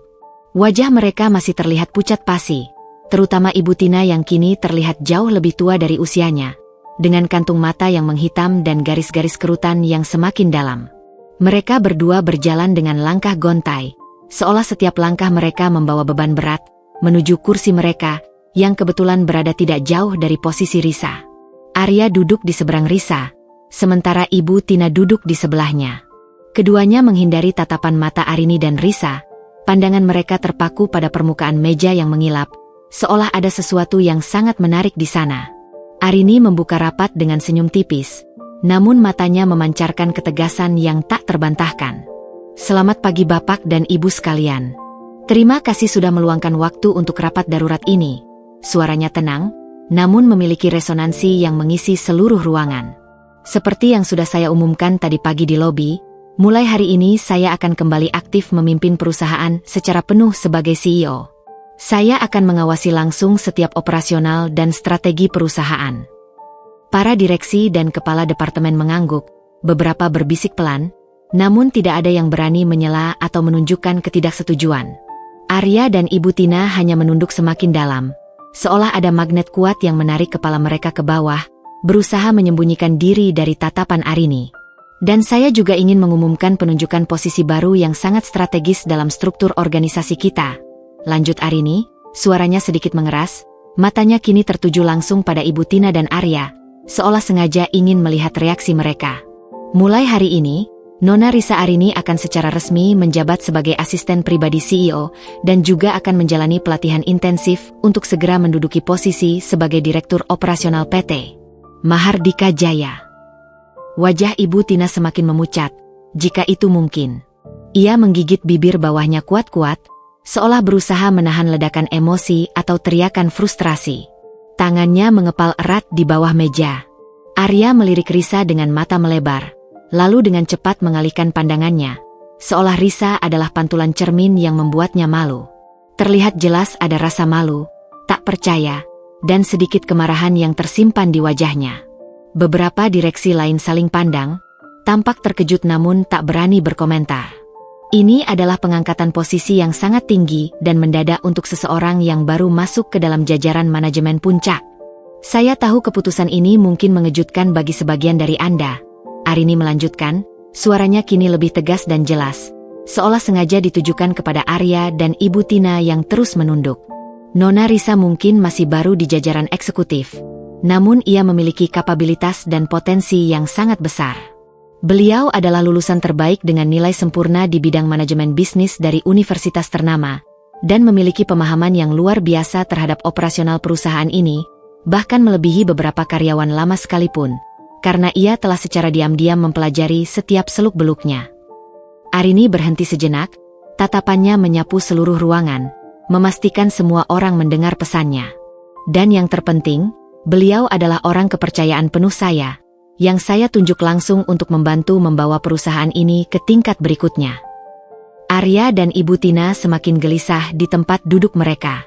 Pujian Arini terhadap Risa, ditambah penekanan pada kapabilitas, pemahaman, dan lulusan terbaik, yang secara implisit menyindir mereka yang sering meremehkan Risa, terasa seperti cambuk yang menghantam harga diri mereka. Mereka tahu benar, mereka sering meremehkan kecerdasan Risa, menganggapnya hanya lulusan biasa yang beruntung mendapatkan Arya. Baiklah, kita akan langsung membahas beberapa agenda penting yang tidak bisa ditunda.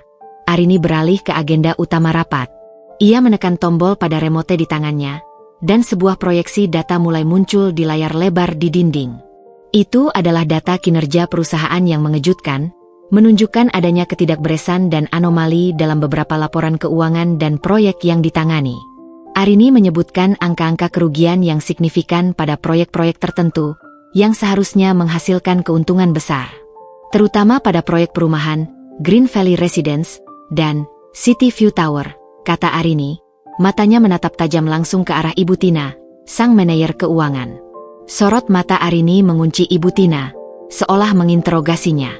Laporan yang saya terima menunjukkan profitabilitas yang sangat rendah, bahkan kerugian.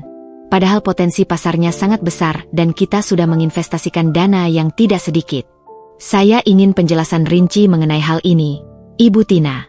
Sepertinya ada beberapa ketidaksesuaian angka di sini. Ibu Tina tersentak, badannya sedikit melompat. Wajahnya kini benar-benar merah padam, bukan lagi pucat. Ia mulai gagap, bibirnya bergetar, mencari-cari kata. Itu karena biaya operasional yang sangat tinggi, Bu Arini. Dan juga, fluktuasi pasar yang tidak bisa diprediksi, harga material yang naik tiba-tiba. Biaya operasional tinggi? Fluktuasi pasar. Arini menyeringai dingin, tawa sinis tanpa suara. Data yang saya miliki tidak menunjukkan demikian, Ibu Tina. Justru ada indikasi penggelembungan dana dan anggaran yang tidak wajar, bahkan beberapa transaksi mencurigakan yang tidak tercatat dengan semestinya. Saya juga menemukan beberapa pengeluaran ganda untuk vendor yang sama. Arini menekan tombol lagi, dan grafik-grafik data yang rumit, lengkap dengan angka-angka merah yang mencolok, muncul di layar, membantah setiap argumen Ibu Tina. Ruangan mendadak hening total. Semua mata tertuju pada Ibu Tina, yang kini tampak seperti ikan kehabisan napas, terperangkap dalam jaring. Keringat dingin mulai menetes di pelipisnya. Arya di sampingnya juga ikut menunduk, takut akan imbasnya, sadar bahwa mereka kini berada di ujung tanduk. Risa hanya mengamati, melihat wajah Arya dan Ibu Tina yang memucat, berganti merah karena malu, lalu kembali pucat karena takut. Permainan ini baru saja dimulai, dan Arini, sang bos besar, sedang menunjukkan taringnya, satu persatu, dengan sangat perlahan dan menyakitkan. Rapat darurat itu berakhir dengan suasana tegang yang mencekik, meninggalkan jejak ketidaknyamanan di setiap sudut ruang rapat. Ibu Tina, dengan wajah kusut masai dan napas terengah-engah, segera berdiri dan keluar dari ruangan dengan langkah tergesa, hampir berlari, tanpa berani menatap siapapun. Ia seperti tikus yang baru saja terpojok. Arya mengikutinya, berusaha menyamai langkah ibunya. Sesekali melirik Risa dengan tatapan penuh tanda tanya, kebingungan, dan sedikit rasa bersalah, seolah ingin mencari tahu seberapa banyak Risa tahu dan apa yang akan mereka lakukan selanjutnya. Namun, Risa hanya membalasnya dengan senyum tipis yang dingin dan tak terbaca. Senyum yang dulunya menghiasi wajah yang sedih, kini penuh dengan keyakinan, membuat Arya semakin gelisah dan ketakutan. Sejak hari itu, Arini dan Risa mulai bekerja secara maraton, seperti dua jenderal yang sedang merencanakan strategi perang. Arini mengambil alih kendali penuh perusahaan, memegang setiap keputusan penting, dan tidak lagi mengandalkan laporan mentah dari Arya maupun Ibu Tina.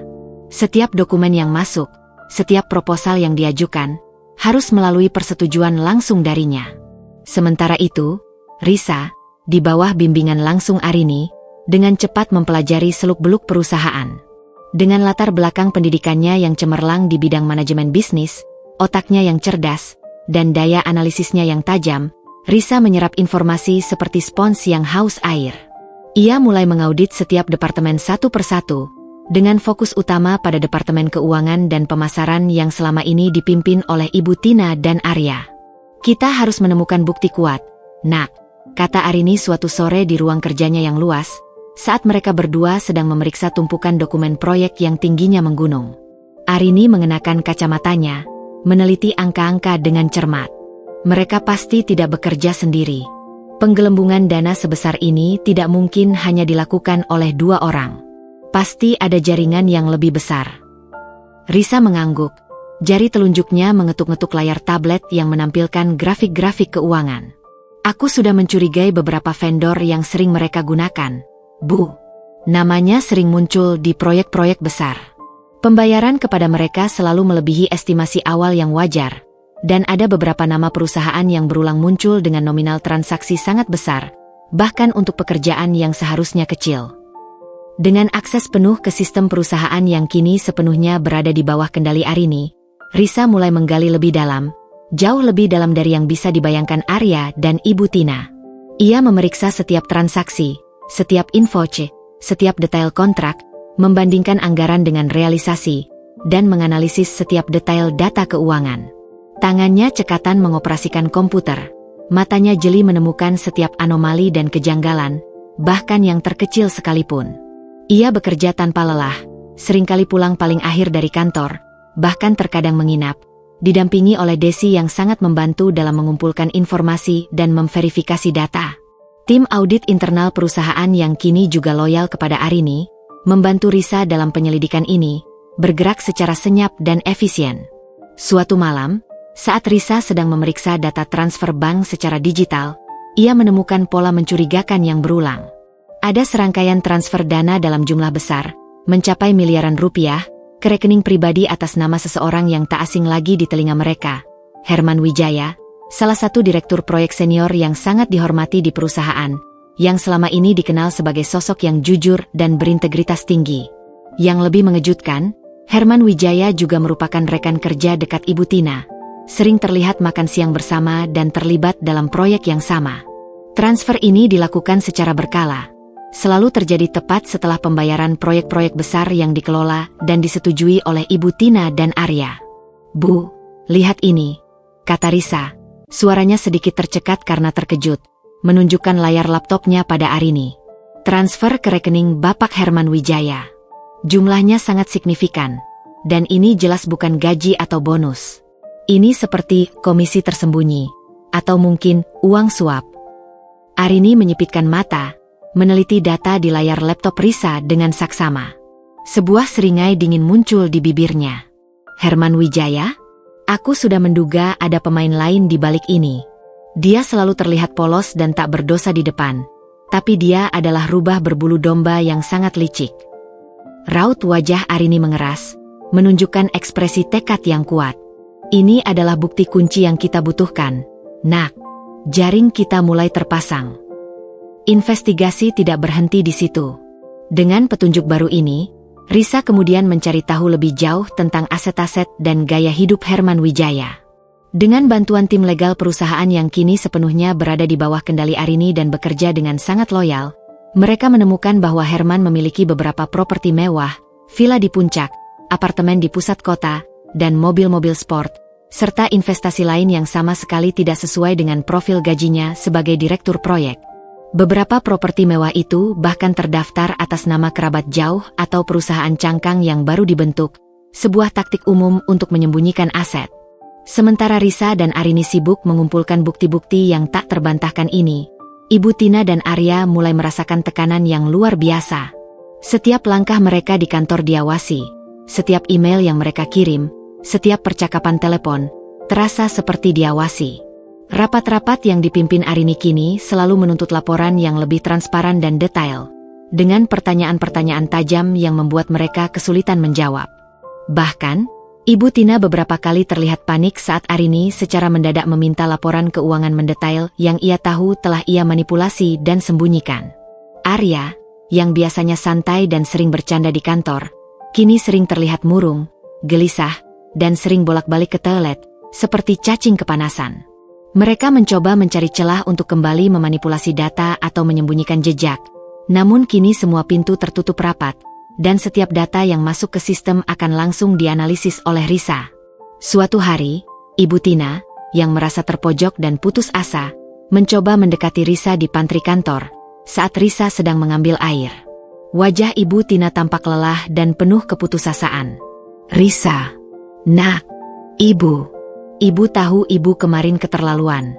Maafkan ibu, Nak. Tapi tolonglah, sayang. Ibu Tina kan ibumu juga, ibu mertuamu. Jangan terlalu keras begini. Kita kan keluarga, Nak. Kita bisa bicarakan ini baik-baik." Suaranya terdengar memelas, sangat berbeda dari nada angkuh yang biasa ia gunakan. Risa menatap Ibu Tina dengan tatapan dingin dan tak berkedip, tanpa sedikit pun belas kasihan di matanya. "Saya bekerja secara profesional, Ibu Tina. Dan di kantor ini, Saya hanya mengenal Bu Arini sebagai atasan dan Bu Desi sebagai rekan kerja. Keluarga kita ada di rumah, bukan di sini. Dan kalau soal kemarin, Anda sudah menunjukkan sendiri bagaimana Anda memperlakukan keluarga. Saya tidak akan melupakannya. Risa berbalik, meninggalkan Ibu Tina yang terdiam membeku, menyadari betapa jauhnya Risa sekarang dari menantu penurut dan polos yang dulu ia kenal. Tangan dingin Risa, yang dulunya penuh kehangatan dan simpati, kini menjadi instrumen yang tajam dan presisi dalam menjalankan misi balas dendam mereka. Setiap bukti yang ia temukan adalah paku yang akan memaku posisi Arya dan Ibu Tina di ujung jurang kehancuran. Berat, seolah setiap orang menahan napas. Isu tentang Arini Sudibyo yang kembali aktif memimpin dan Risa yang kini menjadi tangan kanannya menyebar dengan cepat, menciptakan desas-desus yang tak berkesudahan di kalangan karyawan. Arya dan Ibu Tina, yang dulunya adalah sosok yang dihormati dan ditakuti, kini terlihat seperti dua orang yang hidup dalam bayang-bayang ketakutan. Mereka mulai menjauhi Risa, bahkan tidak berani lagi berinteraksi dengannya, apalagi setelah insiden di pantry. 1 minggu setelah rapat darurat, Arini memanggil Arya dan Ibu Tina ke ruangannya. Ruangan CEO yang megah itu terasa semakin dingin bagi mereka berdua. Arini duduk di kursi kebesarannya. Di sampingnya, Risa duduk di sofa, dengan ekspresi tenang namun sorot mata yang tajam, memegang sebuah map tebal di tangannya. Desi berdiri di sudut ruangan, siap mencatat. Silakan duduk, Arya, Ibu Tina, sapa Arini, suaranya datar, tanpa emosi. Arya dan Ibu Tina duduk di kursi di depan meja Arini. Tubuh mereka tegang, terlihat jelas kegelisahan di wajah mereka. Mereka tahu ini bukan pertemuan biasa. Baiklah, saya tidak akan membuang waktu kalian. Arini memulai, langsung ke intinya.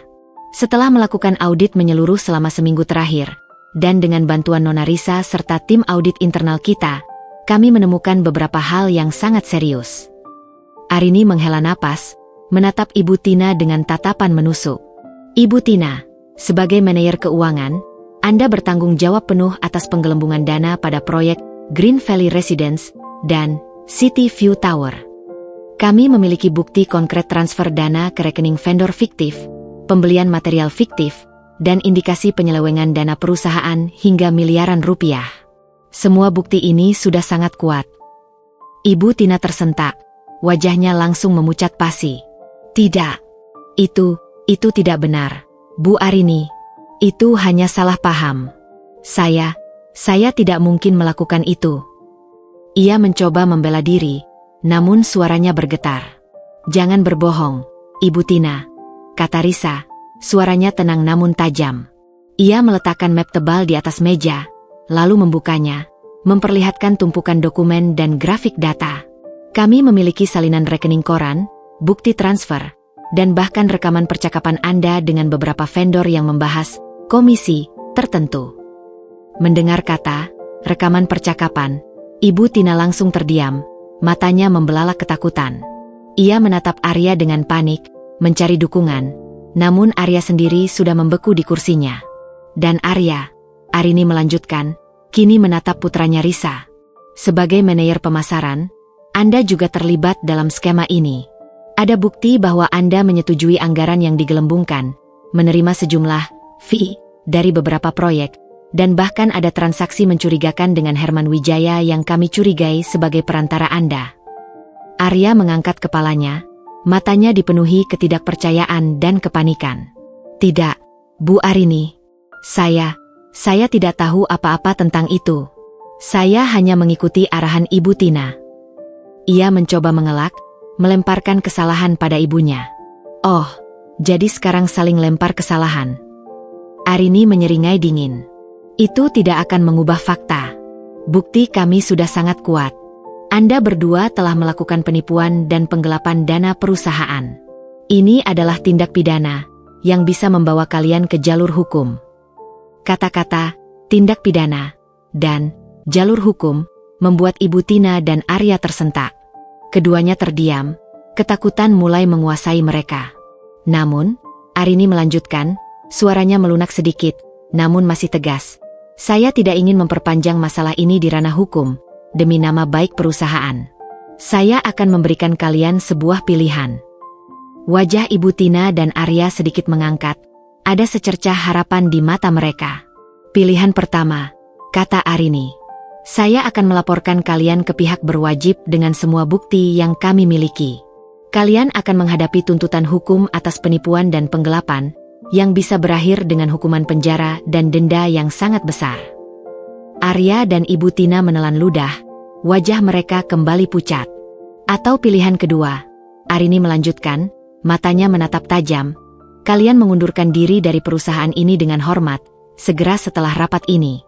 Semua tunjangan dan fasilitas perusahaan akan dicabut. Dan kalian, Ibu Tina, beserta Arya, harus mengosongkan apartemen dan melepaskan semua aset yang terkait dengan dana perusahaan ini. Tidak ada uang pesangon, tidak ada surat rekomendasi. Kalian akan keluar dari perusahaan ini tanpa sepeser pun dari kami. Dan tentu saja, tidak ada tuntutan hukum dari pihak kami. Tapi kalian harus berjanji untuk tidak pernah lagi mengganggu kehidupan kami, terutama Risa dan saya. Keheningan kembali menyelimuti ruangan.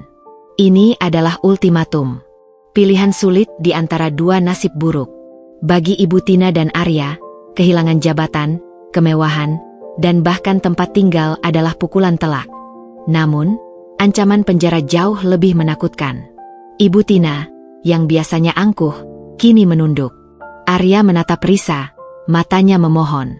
Risa hanya membalasnya dengan tatapan datar. Ia tidak merasakan kasihan sedikit pun. Ini adalah balasan atas semua yang mereka lakukan pada ibunya. Jadi, bagaimana keputusan kalian? Arini bertanya, menatap jam tangannya. Waktu kalian 10 menit. Ibu Tina dan Arya saling pandang, raut wajah mereka menunjukkan kekalahan yang menyakitkan. Ini adalah pengusiran balik, bukan hanya dari perusahaan, tetapi juga dari kehidupan mewah yang selama ini mereka nikmati, yang ironisnya, berasal dari harta yang mereka curi dari pemilik aslinya. 10 menit berlalu seperti berabad-abad bagi Arya dan Ibu Tina. Ruangan rapat terasa semakin dingin, seolah membeku bersama dengan harapan mereka. Wajah Ibu Tina berkerut, air mata mulai menggenang di pelupuknya, memudarkan sisa-sisa kesombongan yang dulu selalu melekat padanya. Arya menunduk, tak berani mengangkat kepala, rasa malu dan kekalahan menguasainya. Mereka berdua tahu, tidak ada jalan keluar. Bukti yang dimiliki Arini terlalu kuat, dan ancaman penjara adalah momok yang lebih mengerikan daripada kehilangan segalanya. Bagaimana keputusan kalian? Arini bertanya lagi, suaranya tenang, namun mengandung desakan. Ibu Tina akhirnya mengangkat kepala, menatap Arini dengan mata sembab. Kami terima pilihan kedua, Bu Arini.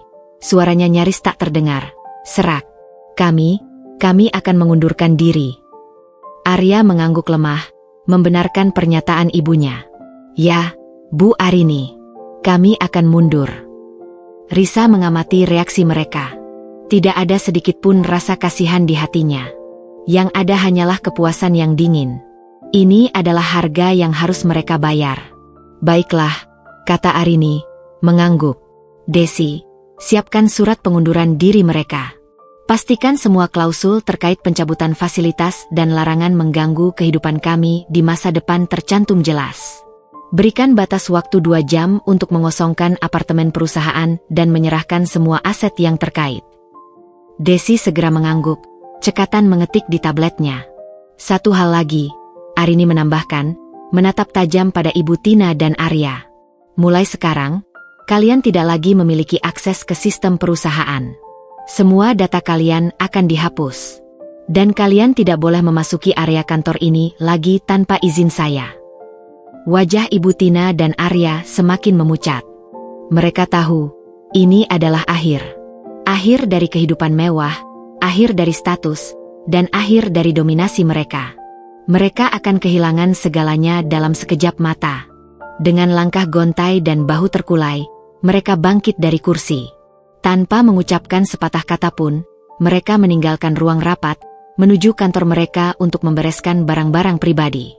Arini kemudian menoleh kepada Risa, senyum tipis terukir di bibirnya. Kerja bagus, nak. Kamu sudah menunjukkan bahwa kamu punya taring. Risa tersenyum tipis. Ini semua berkat ibu. Dan ini baru permulaan. Beberapa jam kemudian, dari jendela ruang CEO, Risa melihat sebuah taksi biasa melaju menjauh dari lobi gedung. Di dalamnya, terlihat siluet Ibu Tina dan Arya, membawa beberapa koper kecil. Tidak ada mobil mewah, tidak ada pengemudi pribadi, tidak ada status. Hanya dua orang yang kini telah kehilangan segalanya, kembali ke titik nol, mungkin bahkan lebih rendah dari itu. Risa merasakan beban di dadanya sedikit terangkat. Balas dendam ini memang pahit, namun juga terasa membebaskan. Ibunya kini tidak lagi harus menanggung penghinaan. Mereka telah mendapatkan keadilan. "Bu, apa yang akan ibu lakukan selanjutnya?" tanya Risa. Arini menatap putrinya, matanya memancarkan kelegaan dan harapan. "Kita akan membangun kembali, Nak. Lebih kuat, lebih jujur. Perusahaan ini akan kita bersihkan dari segala kotoran. Dan kamu, Risa, kamu akan menjadi bagian penting dari masa depan Mahardika Jaya. Kamu akan belajar menjadi seorang pemimpin sejati." Risa mengangguk. Ia tahu, perjalanan mereka baru saja dimulai. Dengan Arini sebagai mentor dan ibunya, Risa siap menghadapi tantangan apapun. Ia tidak lagi hanya menantu yang teraniaya, atau putri dari seorang wanita yang diremehkan. Ia adalah pewaris, calon pemimpin, dan yang terpenting, ia adalah wanita yang telah menemukan kekuatannya sendiri. Babak baru dalam hidupnya telah resmi dimulai. Beberapa minggu berlalu sejak pengunduran diri paksa Ibu Tina dan Arya. Suasana di kantor PT Mahardika Jaya berubah drastis. Ketegangan yang sebelumnya menyelimuti kini berganti dengan aura optimisme dan efisiensi. Di bawah kepemimpinan Arini, perusahaan bergerak cepat menuju pemulihan. Risa, dengan posisi barunya sebagai asisten pribadi CEO dan calon direktur operasional, menjadi pusat perhatian. Ia bekerja tanpa lelah, mendampingi Arini dalam setiap rapat, setiap keputusan, dan setiap investigasi internal yang masih berlanjut. Risa terbukti menjadi tangan kanan yang sangat cakap. Otaknya yang cerdas, ketelitiannya dalam menganalisis data, dan kemampuannya beradaptasi dengan cepat membuat Arini terkesan. Ia dengan sigap mempelajari seluk-beluk industri properti, memahami alur bisnis, dan bahkan mulai memberikan masukan-masukan strategis yang brilian. "Kita akan melakukan restrukturisasi besar-besaran, Risa," kata Arini suatu pagi, saat mereka berdua meninjau laporan keuangan. "Kita harus membersihkan semua sampah yang ditinggalkan Ibu Tina dan Arya. Semua divisi harus transparan dan efisien. Kita akan menerapkan sistem audit internal yang lebih ketat, dan setiap proyek akan diawasi langsung oleh tim independen." Risa mengangguk. "Aku setuju, Bu. Aku juga ingin mengusulkan program pelatihan ulang untuk semua karyawan, terutama di Departemen Keuangan dan Pemasaran. Kita butuh tim yang solid, jujur, dan inovatif." Arini tersenyum. "Ide bagus. Kita akan adakan itu.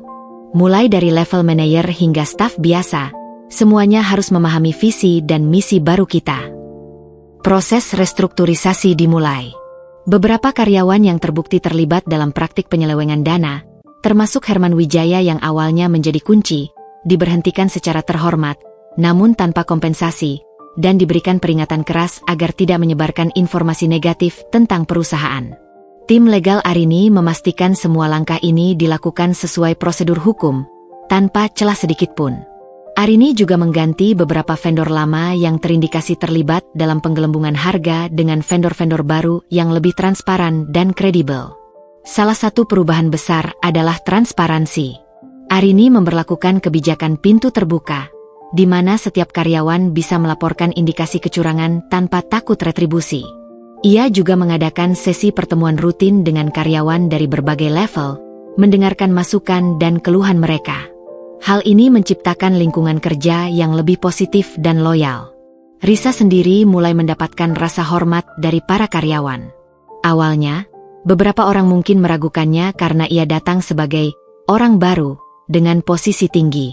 Namun, etos kerjanya yang luar biasa, kecerdasannya yang terbukti, dan kepribadiannya yang ramah namun tegas, dengan cepat memenangkan hati mereka. Ia tidak segan turun langsung ke lapangan proyek, berdiskusi dengan para insinyur dan mandor, serta mempelajari detail konstruksi. Nona Risa benar-benar luar biasa. bisik seorang staf marketing kepada temannya saat melihat Risa sedang menganalisis denah proyek baru. Dia detail sekali. Bu Arini tidak salah pilih. Risa seringkali teringat pada saat-saat ia masih menjadi menantu yang diremehkan, wanita yang dianggap tak berpendidikan oleh Ibu Tina. Kini, ia bukan hanya memiliki pendidikan formal yang diakui, tetapi juga pengalaman dan kekuatan nyata. Ia telah membuktikan dirinya, bukan hanya kepada Ibu Tina dan Arya, tetapi juga kepada dirinya sendiri. Kini, PT Mahardika Jaya perlahan bangkit dari keterpurukan. Proyek-proyek yang sebelumnya merugi kini menunjukkan tanda-tanda profitabilitas. Reputasi perusahaan yang sempat sedikit tercoreng akibat isu internal, mulai pulih dan bahkan bersinar lebih terang dari sebelumnya, dikenal sebagai perusahaan yang bersih dan berintegritas. Angin segar bertiup kencang, membawa harapan baru bagi Arini, Risa, dan seluruh karyawan yang loyal. Namun, Risa tahu, perjalanan masih panjang. Luka di hatinya mungkin telah sembuh, namun bekasnya akan selalu ada, mengingatkan dia tentang sebuah masa lalu yang pahit dan pelajaran berharga yang ia dapatkan. 2 tahun telah berlalu sejak hari bersejarah itu. PT Mahardika Jaya kini berdiri kokoh, lebih kuat dan lebih bersinar dari sebelumnya. Di bawah kepemimpinan Arini Sudibyo sebagai CEO dan Risa Arini sebagai direktur operasional yang efektif, perusahaan telah mencapai puncak kesuksesan yang belum pernah terbayangkan. Proyek-proyek baru yang inovatif bermunculan, reputasi perusahaan melesat tinggi sebagai pengembang properti terkemuka yang menjunjung integritas, dan omzet perusahaan meningkat berkali-kali lipat.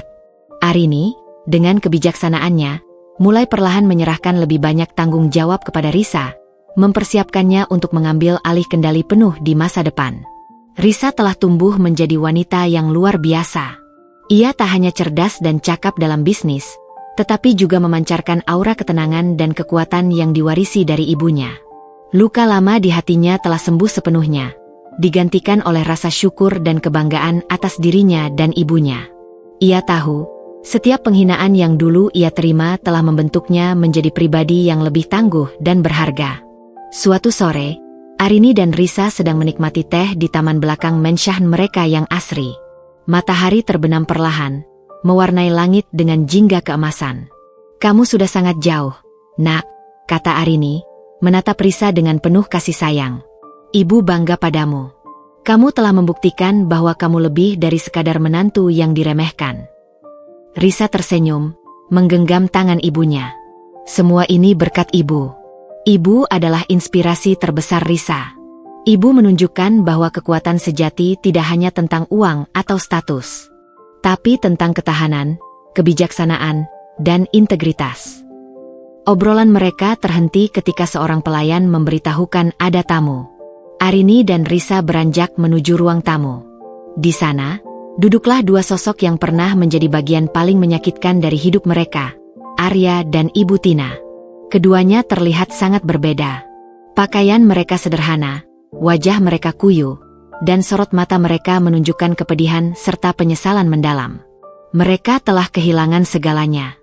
Apartemen mereka disita, aset mereka habis untuk membayar kerugian, dan mereka kesulitan mendapatkan pekerjaan lain setelah Arini secara halus menyebarkan informasi tentang integritas mereka yang diragukan di kalangan industri.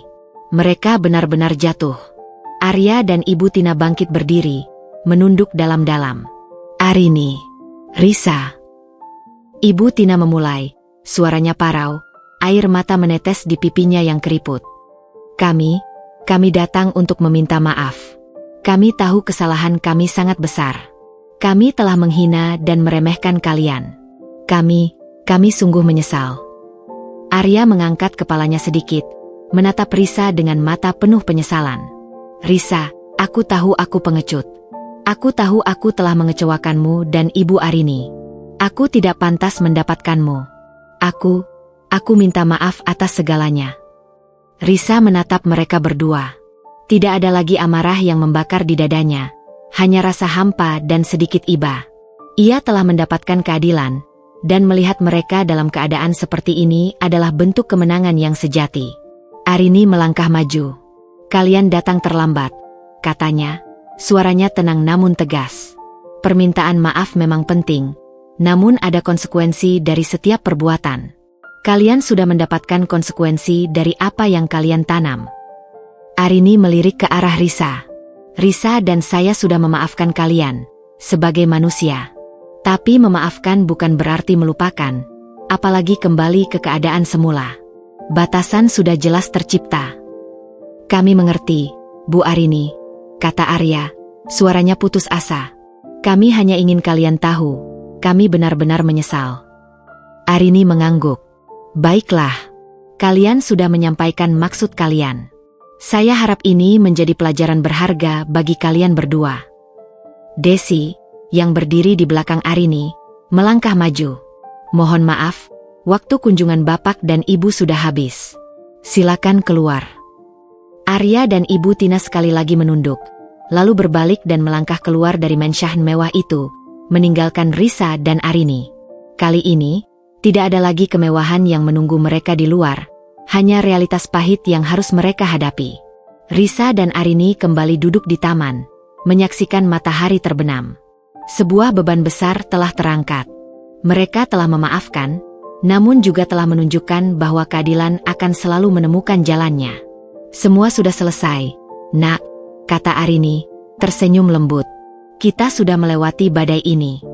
Sekarang saatnya untuk fokus pada kebahagiaan kita sendiri. Risa mengangguk, menyandarkan kepalanya di bahu ibunya. Ia tidak lagi mengejar dendam, karena kemenangan sejati bukan tentang menghancurkan orang lain, melainkan membangun kembali diri sendiri menjadi lebih kuat, lebih bijaksana, dan lebih berarti. Kebahagiaan yang utuh telah mereka genggam, bukan dari kemewahan, melainkan dari integritas, cinta, dan kekuatan keluarga. Masa depan yang cerah terhampar luas di hadapan mereka, menunggu untuk ditulis dengan tangan mereka sendiri.